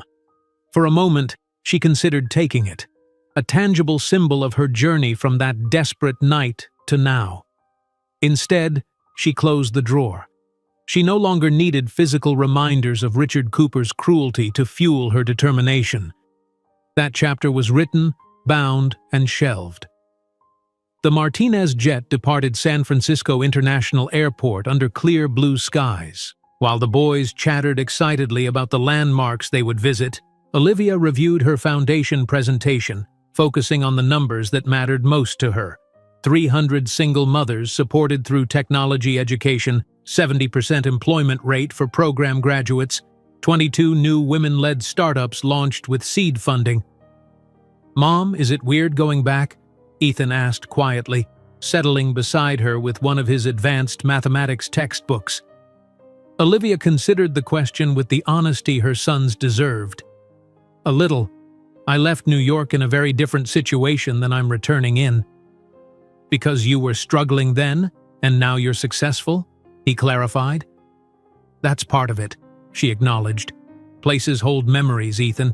Some happy, some difficult, but it's good to revisit them from a position of strength." As the jet cruised eastward, Olivia gazed out at the clouds below, a sense of completion settling over her. The circle that began with a desperate young woman fleeing heartbreak was closing with a triumphant return. Whatever happened at the gala, whether she encountered Richard Cooper or not, she was ready. The sleek black limousine glided through Manhattan traffic, the triplets pressed against the windows, absorbing the urban landscape with eager eyes. As they passed through the Lower East Side, Olivia spotted her old apartment building, now dwarfed by luxury condominiums. "Did you really live in an apartment that small, Mom?" Mason asked, noticing her gaze. Olivia smiled, running her hand affectionately through his hair. "Yes, sweetheart. We began with very little, but we built our own path." While the limousine advanced through Manhattan, passing ironically by the building where she once cleaned bathrooms at night, Olivia didn't imagine that in less than 24 hours her story of overcoming would become the most talked-about topic in New York high society, and the name Richard Cooper would become synonymous with national villain. The evening lights of Manhattan created a glittering backdrop as the limousine carrying Olivia and the triplets pulled up to the Metropolitan Museum of Art. Through the tinted windows, she could see the iconic steps already crowded with New York's elite, photographers lined up to capture arrivals, flashbulbs illuminating the night in rhythmic bursts. Inside the vehicle, Olivia took a final moment to herself, gathering the confidence that had become her armor. "You boys remember the protocol?" she asked, adjusting Mason's bow tie. "Stand straight, smile politely, don't fidget with the suits," Mason recited. "Answer questions clearly but briefly," added Lucas. "And stay together unless specifically instructed otherwise," Ethan finished. Olivia nodded, pride warming her chest. "Perfect. This night is important for the Foundation, but it's also special because it's your first formal event in the city where you were born." The chauffeur opened the door, and immediately the sounds of the gala washed over them. distant classical music, the murmur of conversations, the steady click of cameras. Olivia emerged first, her custom Valentino gown, a deep midnight blue that complemented her olive skin perfectly, catching the light as she stood to her full height. The triplets followed, identical in their impeccably tailored tuxedos, their cobalt blue eyes bright with excitement. Photographers immediately recognized Olivia Martinez, tech visionary and billionaire philanthropist. The flashes intensified as they captured the striking image of the single mother and her 3 identical sons ascending the Met steps. "Ms. Martinez, over here! Olivia, a moment for Forbes! Boys, look this way, please!" Olivia navigated the press line with practiced grace, offering just enough quotes to satisfy the media without breaking stride. The triplets matched her poise, their natural confidence belying their 11 years as they responded to questions with articulate charm. "We're excited to see the Met's technological preservation methods," Lucas told a reporter who'd asked what they were looking forward to. "And supporting our mother's foundation," Mason added smoothly. Inside the grand entrance hall, attendants directed them toward the main exhibition space, transformed tonight into a glittering wonderland of fine art, floral arrangements, and elegantly dressed guests. Olivia accepted a champagne flute from a passing waiter, scanning the room with casual interest that masked her heightened awareness. She knew Richard might be here. The question was when, not if, they would cross paths. Across the vast hall, Richard Cooper nervously adjusted his bow tie while attempting to engage a potential investor. At 42, his once youthful features had hardened, stress lines etching themselves around his eyes and mouth. His perfectly tailored tuxedo couldn't quite disguise the slight stoop of his shoulders, the physical manifestation of a man carrying the weight of a failing empire. The Asian market correction was merely a temporary setback, he explained to the disinterested venture capitalist. Cooper Development is positioned to rebound strongly this quarter. The investor nodded politely but was already looking past Richard, his attention drawn elsewhere. "Excuse me, isn't that Olivia Martinez arriving? I've been hoping to discuss her new blockchain initiative." Richard froze, the name registering like a physical blow. Surely there must be multiple Olivia Martinezes in the world. It couldn't be. He turned slowly, following the investor's gaze across the crowded hall. The sea of guests seemed to part at that precise moment, creating a clear line of sight to the entrance. There she stood, not the insecure waitress he'd dismissed 12 years ago, but a woman transformed by success and confidence. Her dark hair fell in elegant waves, her posture regal, her gown clearly couture. Men and women alike gravitated toward her, drawn by the magnetic field successful people generate unconsciously. "Ladies and gentlemen," the master of ceremonies' voice boomed through the hall, "it is with immense pleasure that we announce the arrival of our honoree of the night, the visionary technologist and philanthropist, Olivia Martinez, CEO of Martinez Tech Solutions." Richard's champagne glass slipped from suddenly nerveless fingers, shattering on the marble floor with a crash that went unnoticed in the general applause. It wasn't the sight of Olivia that had caused this physical reaction. It was the 3 young boys flanking her. 3 identical boys, approximately 11 years old, with familiar chiseled features and unmistakable cobalt blue eyes. The exact shade he saw in the mirror every morning, the Cooper family trademark that had been passed down for generations. "Impossible," he whispered, his face draining of color. Those boys, those eerily identical triplets with his eyes, his jawline, even the characteristic slight tilt of the head that his father had always displayed. They couldn't be. She had taken care of the problem. He had given her money specifically for that purpose. Nearby guests glanced curiously at Richard, noting his obvious distress and the broken glass at his feet. A server hurried over with a towel, but Richard barely noticed, his gaze fixed on Olivia and the boys as they made their way deeper into the gala, accepting congratulations and introductions. With shaking hands, he calculated backward. 12 years. The boys appeared to be around 11. The timing aligned perfectly with that final night in her apartment, when he had walked away without a backward glance, tossing cash on her table with callous finality. Across the room, Olivia circulated with practiced ease, introducing her sons to influential figures in technology, arts, and philanthropy. She fielded compliments about both her professional accomplishments and her remarkable young men with gracious modesty.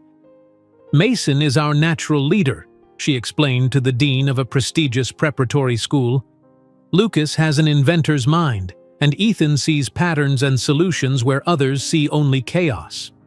Extraordinary genetic fortune to have 3 such gifted children," the dean remarked. "Fortune had little to do with it," Olivia replied with a smile that didn't quite reach her eyes. "Dedication and hard work shaped them into who they are." She felt it before she saw it, that peculiar prickling sensation of being watched intently. Turning slightly, Olivia's gaze connected with Richard's across the crowded room. For a heartbeat, time seemed suspended as recognition flashed between them. His face, older now and strained with shock, was still instantly familiar. The handsome features that had once made her heart race now evoked nothing beyond a clinical observation of the toll time and stress had taken. Olivia didn't allow her composed expression to falter. She had mentally rehearsed this moment for years, imagining various scenarios for their inevitable reunion. Now that it had arrived, she found herself unexpectedly calm. The man who had once wielded such devastating power over her emotions now seemed diminished, smaller somehow than the specter her memory had preserved. With deliberate grace, she guided her sons toward the opposite side of the hall, acknowledging acquaintances along the way.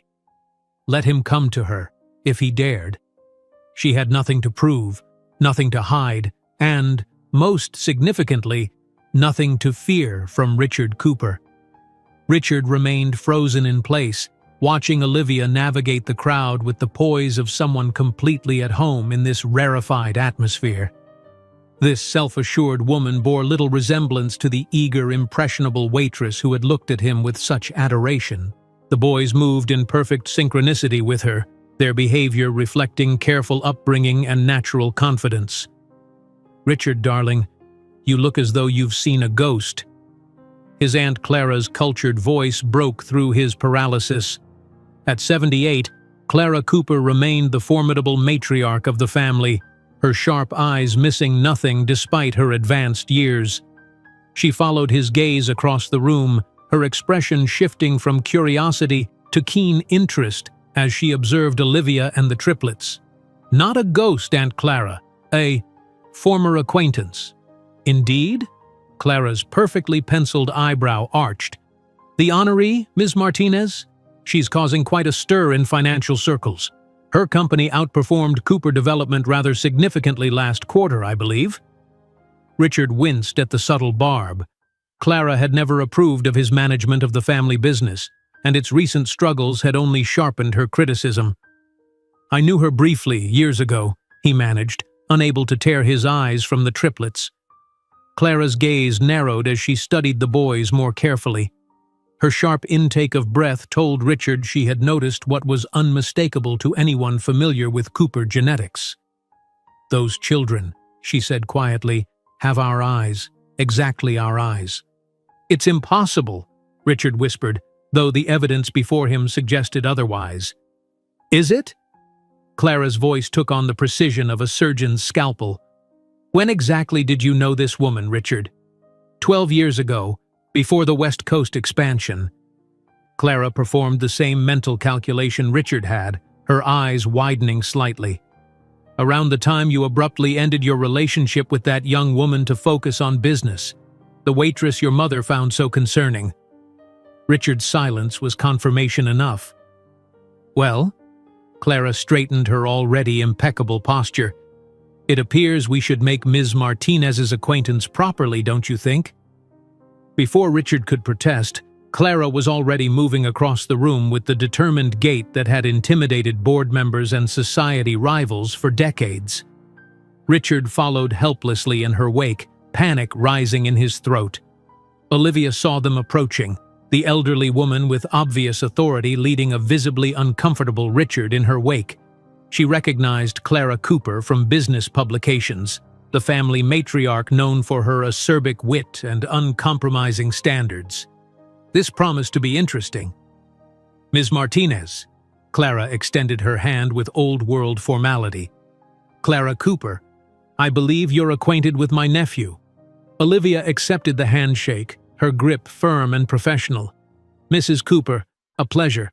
Yes, Richard and I knew each other briefly, many years ago." Richard stepped forward, his complexion ashen. "Olivia, it's been a long time." "Indeed it has," she replied with polite detachment, as though addressing a casual business contact rather than the man who had once shattered her world.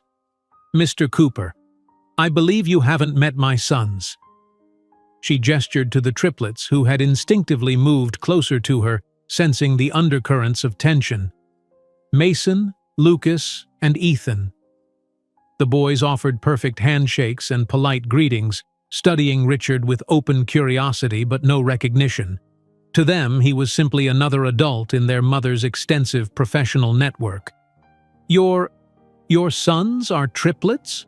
Richard stammered, unable to mask his shock. "Yes, my pride and joy," Olivia answered calmly. "Boys, Mr. Cooper is an old acquaintance." Clara's shrewd eyes moved between the boys and Richard, her expression calculating. "Fascinating family resemblance," she observed, the implication crystal clear. "How old are these fine young men?" "They just turned 11, Olivia replied, meeting the older woman's gaze steadily. 11 years. Clara tapped one manicured finger against her chin. "That's a remarkable coincidence. It was approximately 12 years ago when Richard ended his relationship with a young woman to focus on the West Coast expansion, wasn't it, dear?" The deliberate emphasis on her last word carried decades of practice in exposing uncomfortable truths at social gatherings. Richard's face flushed deep red, then drained to ghostly white. "Aunt Clara, perhaps this isn't the appropriate venue," he began desperately. "Olivia," Richard interrupted, his voice dropping to an urgent whisper as he grasped her elbow. "We need to talk privately. Are they mine?" The silence that followed his question seemed to expand, creating a bubble of tension amid the gala's elegant chaos. Other guests began to notice the unusual tableau: the honoree, the triplets, the aging matriarch, and the increasingly distressed Richard Cooper. Mason, the most protective of the triplets, stepped forward slightly, his young brow furrowing at the sight of this stranger's hand on his mother's arm. Olivia gently but firmly removed Richard's grip from her elbow. "Now is neither the time nor the place, Richard," she replied, her voice low but perfectly audible to those nearby. "You lost the right to that conversation when you handed me cash to solve the problem 12 years ago." The words fell like stones in the elegant environment. Mrs. Montgomery, the evening's largest donor and well-known women's rights advocate, stood close enough to overhear, her expression transforming from shock to undisguised contempt as she regarded Richard. "Ms. Martinez," the event coordinator approached, oblivious to the tension, "we're ready for you on stage in 5 minutes." "Thank you," Olivia nodded, grateful for the timely interruption. "If you'll excuse us," she added to the Coopers, placing a protective hand on each boy's shoulder. As Olivia and the triplets moved toward the stage, whispers erupted in their wake. The New York elite, always hungry for scandal, had just been served a feast. Richard stood frozen, aware of the curious and increasingly judgmental gazes directed his way. Clara leaned close to his ear, her voice frigid. "It appears your poor decisions extend beyond business investments, nephew. The board will be most interested to learn about the 3 Cooper heirs you've neglected for over a decade." While Olivia ascended to the stage to deliver her acceptance speech, the murmurs were already uncontrollable. The story of the abandoned waitress who became a billionaire and now surpassed in wealth and influence the man who had rejected her circulated in enthusiastic whispers. For New York society, there was no more delicious entertainment than the moral downfall of one of their privileged members. The morning sun streamed through the floor-to-ceiling windows of the peninsula's presidential suite as Olivia stood looking out at the Manhattan skyline. The glittering towers of Midtown caught the early light, transforming glass and steel into gold. Last night's confrontation at the Met Gala still hung in the air like perfume, too potent to ignore. Already her phone had been buzzing incessantly. Notifications from news alerts, messages from friends and colleagues, and increasingly urgent texts from her PR team. "Ms. Martinez," James appeared at her elbow with a tablet. "I think you should see this." The screen displayed headlines from every major gossip site and several respectable publications. Tech billionaire's secret, Martinez triplets revealed as Cooper heirs. The waitress who became a billionaire, Olivia Martinez's revenge. Cooper development stocks plummet following Met Gala revelation. Olivia scanned them with a composure that belied the storm of emotions beneath her surface. She had anticipated publicity, but the velocity and intensity of the coverage surprised even her. The share price of Cooper Development dropped 7% in pre-market trading, James reported quietly. Their board has called an emergency meeting. Before she could respond, the door to the boys' adjoining suite opened. Mason entered first, as he always did, followed by his brothers. Despite the expensive hotel bathrobes and sleep-tousled hair, they looked suddenly older to Olivia, as if the previous night had accelerated their journey toward adulthood.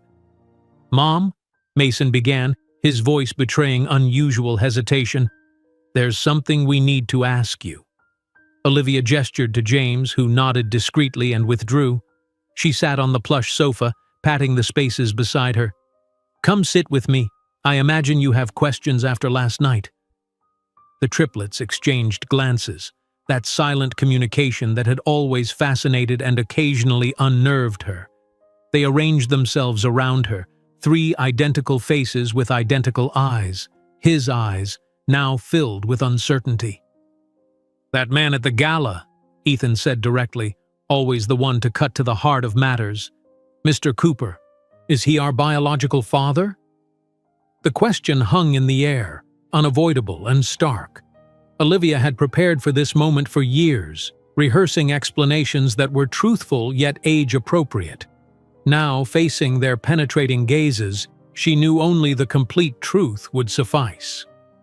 "Yes," she answered simply. "Richard Cooper is your biological father."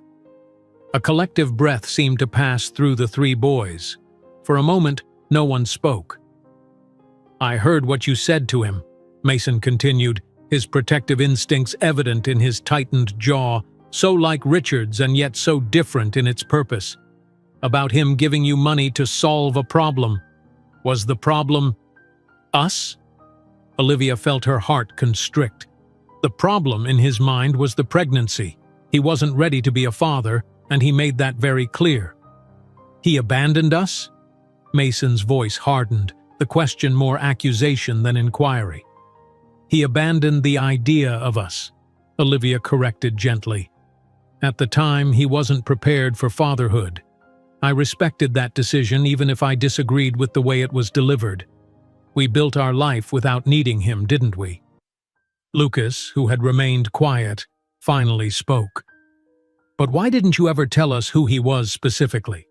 We knew our father wasn't around, but you never told us his name or showed us his picture." "I wanted you to form your own identities without the shadow of rejection," Olivia explained, choosing her words with care. "And as you grew older, I wanted to protect you from the full harshness of how that rejection happened. You deserved to know you were wanted and loved completely, which you always have been, by me." "Does he want to know us now?" Ethan asked, analytical as always, assessing the situation from all angles. Olivia sighed. "I believe he's shocked. He didn't know about you until last night. What he wants now, that's something only he can answer." A soft chime from her phone interrupted the conversation. A message from an unknown number appeared on the screen. "We need to talk. Please. The Plaza, noon today. Richard." The triplets saw the message before she could hide it. "Are you going to meet him?" Lucas asked, Olivia studied their faces, searching for clues to their feelings. I should to resolve this situation, but more importantly, how do you three feel about possibly meeting him? This is your decision too. Another silent exchange passed between them before Mason spoke for the group. We're curious, but we don't need him. We have you. The simplicity and certainty of his statement brought tears to Olivia's eyes. She embraced all three of them at once, these extraordinary boys who had been both her greatest challenge and her greatest blessing. I love you, she whispered. Whatever happens next, that never changes. After breakfast and confirming the boys would be occupied with their bodyguard on an educational tour of Columbia University's engineering department, Olivia prepared for her confrontation with Richard.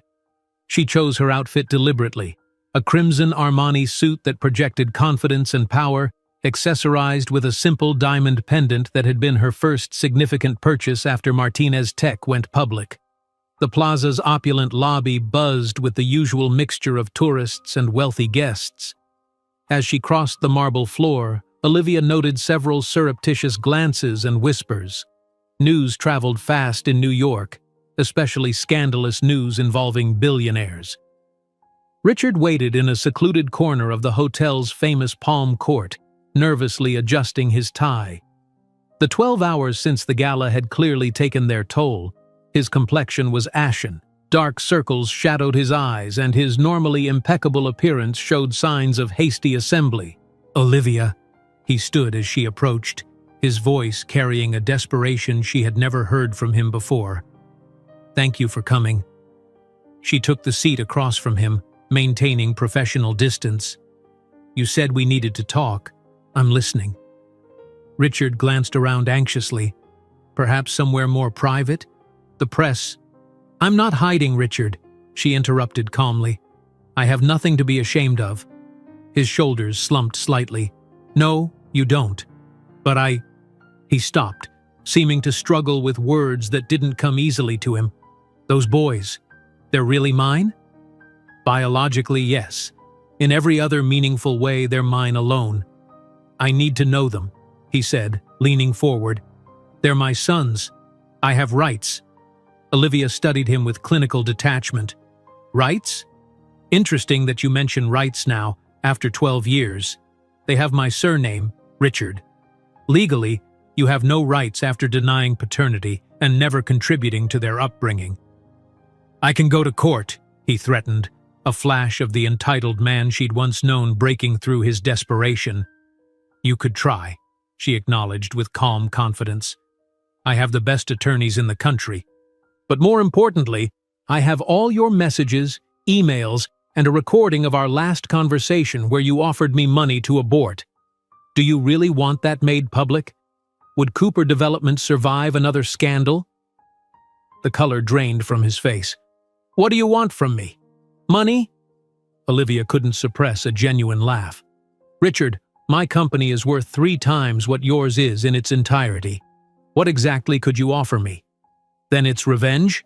He asked, his voice dropping to a whisper. Destroying my reputation?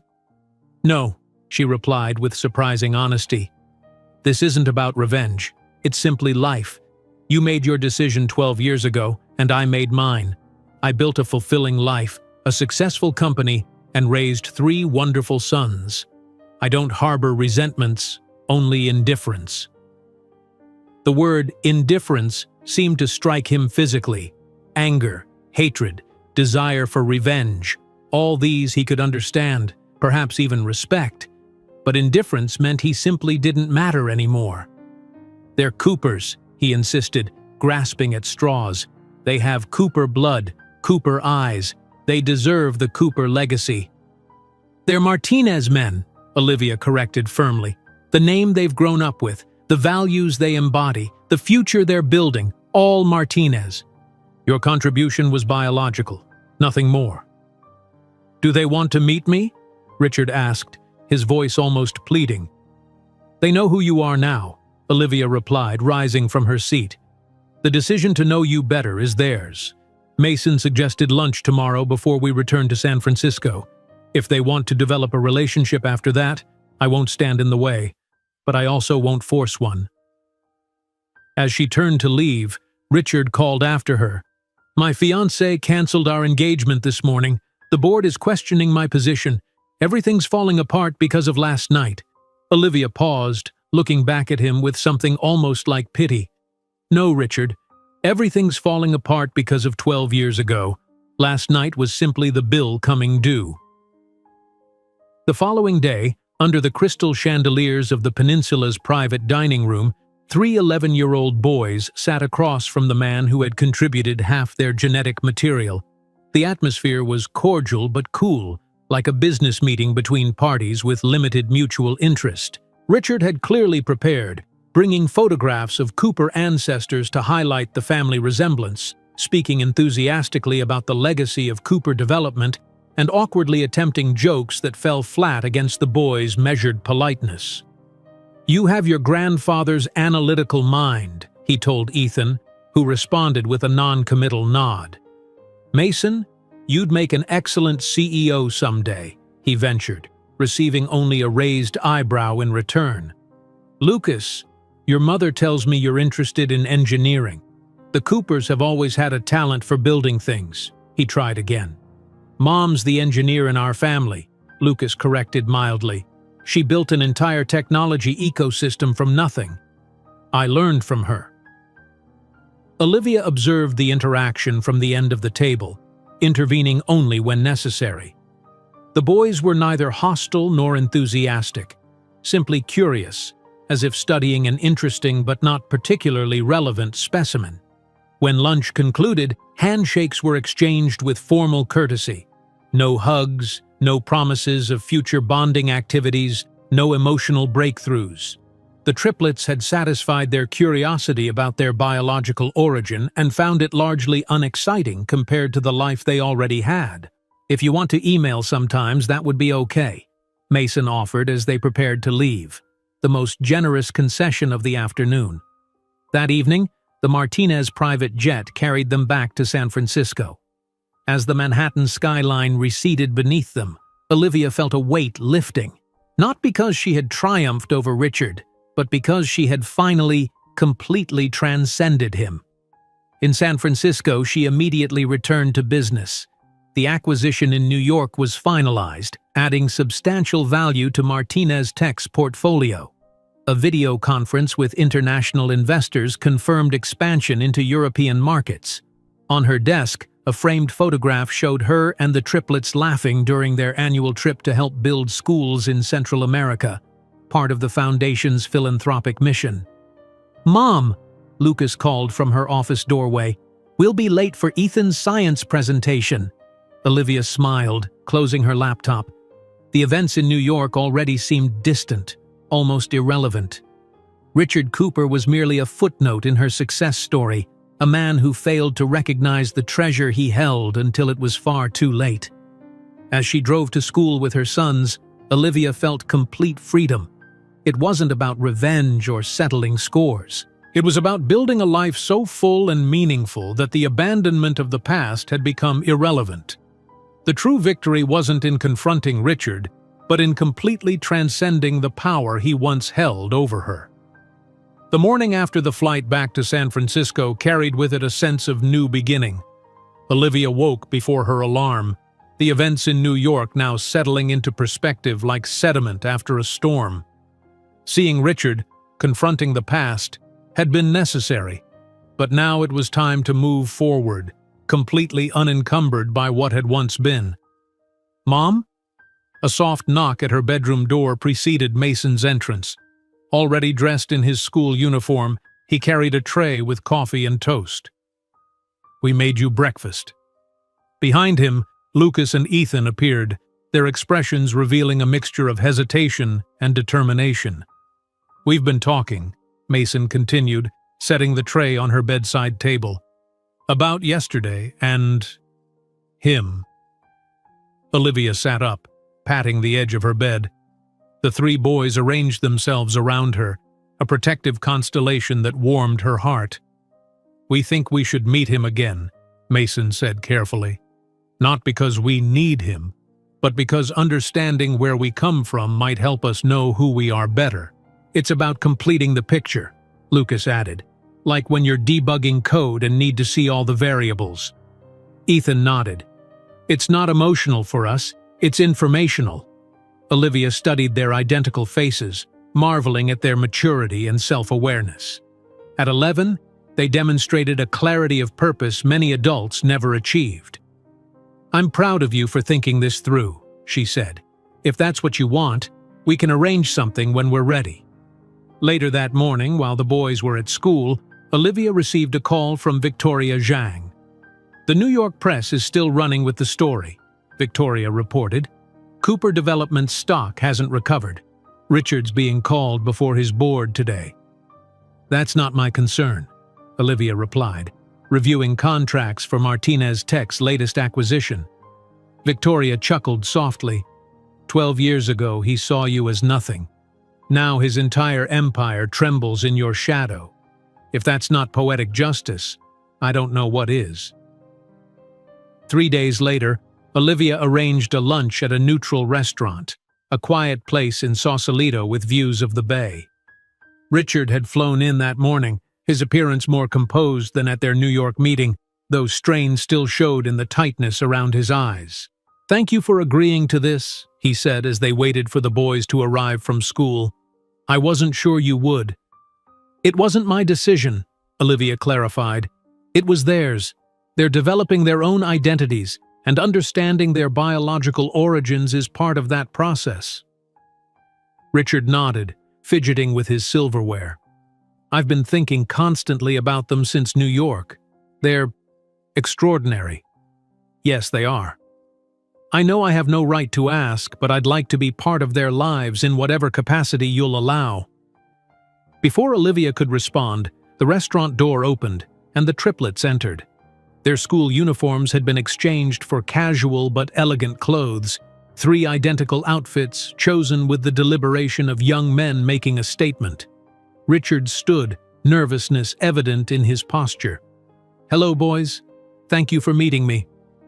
They arranged themselves across the table, 3 pairs of cobalt blue eyes, his eyes, regarding him with cool assessment. "We have questions," Mason began without preamble, "about the Cooper family medical history for one." The lunch progressed with the boys leading the conversation, asking precise, thoughtful questions about family background, genetic traits, and Richard's own childhood. They revealed little about themselves in return, maintaining a polite but distinct boundary. Richard tried repeatedly to establish emotional connections. "You know, the Cooper eyes, your eyes, go back 5 generations in our family. My grandfather had the exact same shade." "Interesting," Lucas commented neutrally. "Mom says blue eyes are a recessive trait that requires genes from both parents to express." When Richard mentioned the Cooper Development legacy, attempting to impress them with the company's historical significance, Ethan responded with uncomfortable directness. "We read that your company has lost 23% of market value over the last 3 years. What's your recovery strategy?" Richard's face flushed as he fumbled for an answer. These were not ordinary children seeking paternal approval. They were analytical minds evaluating a genetic contributor with the dispassion of scientists. "The real estate market has been challenging," he managed finally. "We're diversifying into new areas." "Adaptation is essential for survival," Ethan nodded, as if making a mental note. As dessert arrived, Richard made one last attempt at connection. "I hope we can do this again. Perhaps I could show you New York properly next time. The Cooper building has been our headquarters for 3 generations." Mason exchanged glances with his brothers before responding. "We've learned that legacy isn't what you inherit, but what you build. Our mother taught us that." The meal concluded with handshakes rather than embraces, the boys thanking Richard for answering their questions with the polite formality of business acquaintances, concluding a moderately successful meeting. As they departed, Richard called after them, "I'd like to email sometimes if that's okay." Mason turned back, his expression thoughtful. "That would be acceptable. We'll have Mom send you our contact information." In the car heading home, the triplets were unusually quiet. "Everything okay?" Olivia asked, glancing at them in the rearview mirror. He's just a person, Lucas said finally. Not special or terrible, just ordinary. Despite his genetics, he's not really part of who we are, Ethan added. Nature provided the blueprint, but you built the structure. Mason reached forward to squeeze Olivia's shoulder. We don't need more than what we have, Mom. We're complete. That evening, after the boys were asleep, Olivia sat in her home office reviewing reports when her phone rang, Richard's number appearing on the screen. Thank you for today, he said when she answered. They're amazing young men. They are, she agreed. I keep thinking about what Mason said, about legacy being what you build, not what you inherit. He was talking about you, about how you built them into who they are. Olivia remained silent, allowing him the space to continue. 12 years ago, I made the worst mistake of my life. Richard's voice cracked slightly. I threw away something precious because I couldn't see past my own ambitions and family expectations. We can't change the past, Richard. No, but I'm hoping to have some small place in their future. I don't expect forgiveness or a relationship with you, just some connection to them. That will be their decision as they grow older, Olivia replied. I won't influence them either way. The conversation ended soon after, leaving Olivia contemplative. She felt no satisfaction in Richard's regret, no vindication in his suffering. The anger and pain that had once driven her forward had long since transformed into something else: determination, purpose, and eventually, peace. 3 weeks later, an email arrived from Richard containing scanned Cooper family photographs and medical records he thought might interest the boys. Olivia forwarded it without comment, allowing them to decide how to respond. Mason, after consulting with his brothers, sent a polite thank you note and a school photograph in return, a minimal acknowledgement of the tentative connection being offered. It was neither rejection nor embrace, merely cautious acceptance of a biological fact. He wants to send birthday gifts next month, Mason informed Olivia one evening. We told him donations to the foundation would be more appropriate. Olivia smiled at their practical wisdom. That was thoughtful. We don't need more stuff, Lucas shrugged. But the foundation helps people like you were once. It makes more sense. Life settled into its rhythm once more. Martinez Tech continued its expansion, developing new technologies that further revolutionized the gig economy workplace. The triplets excelled in their advanced programs, each developing their unique talents while maintaining their extraordinary bond. She closed the notification without emotion. Richard's failures were his own, just as her successes belonged to her. The karmic balance sheet between them had been settled long ago. That evening, as she helped Ethan prepare for a mathematics competition, her phone chimed with a message from Richard. You were right. Everything fell apart because of choices I made years ago. The boys deserve better than the Cooper legacy. Thank you for being what I couldn't.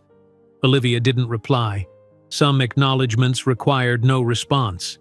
The following week brought news that Martinez Tech had acquired a historic building in Manhattan, the same one Cooper Development had unsuccessfully attempted to purchase before its financial collapse. It was an unplanned symbolic victory, a closing of the circle that had begun in that city 12 years earlier. As Olivia signed the final acquisition papers in her San Francisco office, she felt no triumph over Richard's downfall, only satisfaction in her own journey. The frightened waitress who had once been told she wasn't enough had transformed not through hatred or vengeance but through unwavering belief in her own worth. That night, as she joined her sons for their weekly movie night, surrounded by the life they had built together, Olivia Martinez understood that her greatest victory had never been about the billions accumulated or the empire constructed. It was about freedom. The name Richard Cooper now evoked no emotion at all, positive or negative, just the distant memory of a detour on the path that had led her exactly where she was meant to be. If you enjoyed today's video, I'm sure you'll love the next one. Don't waste time. Just click on the screen.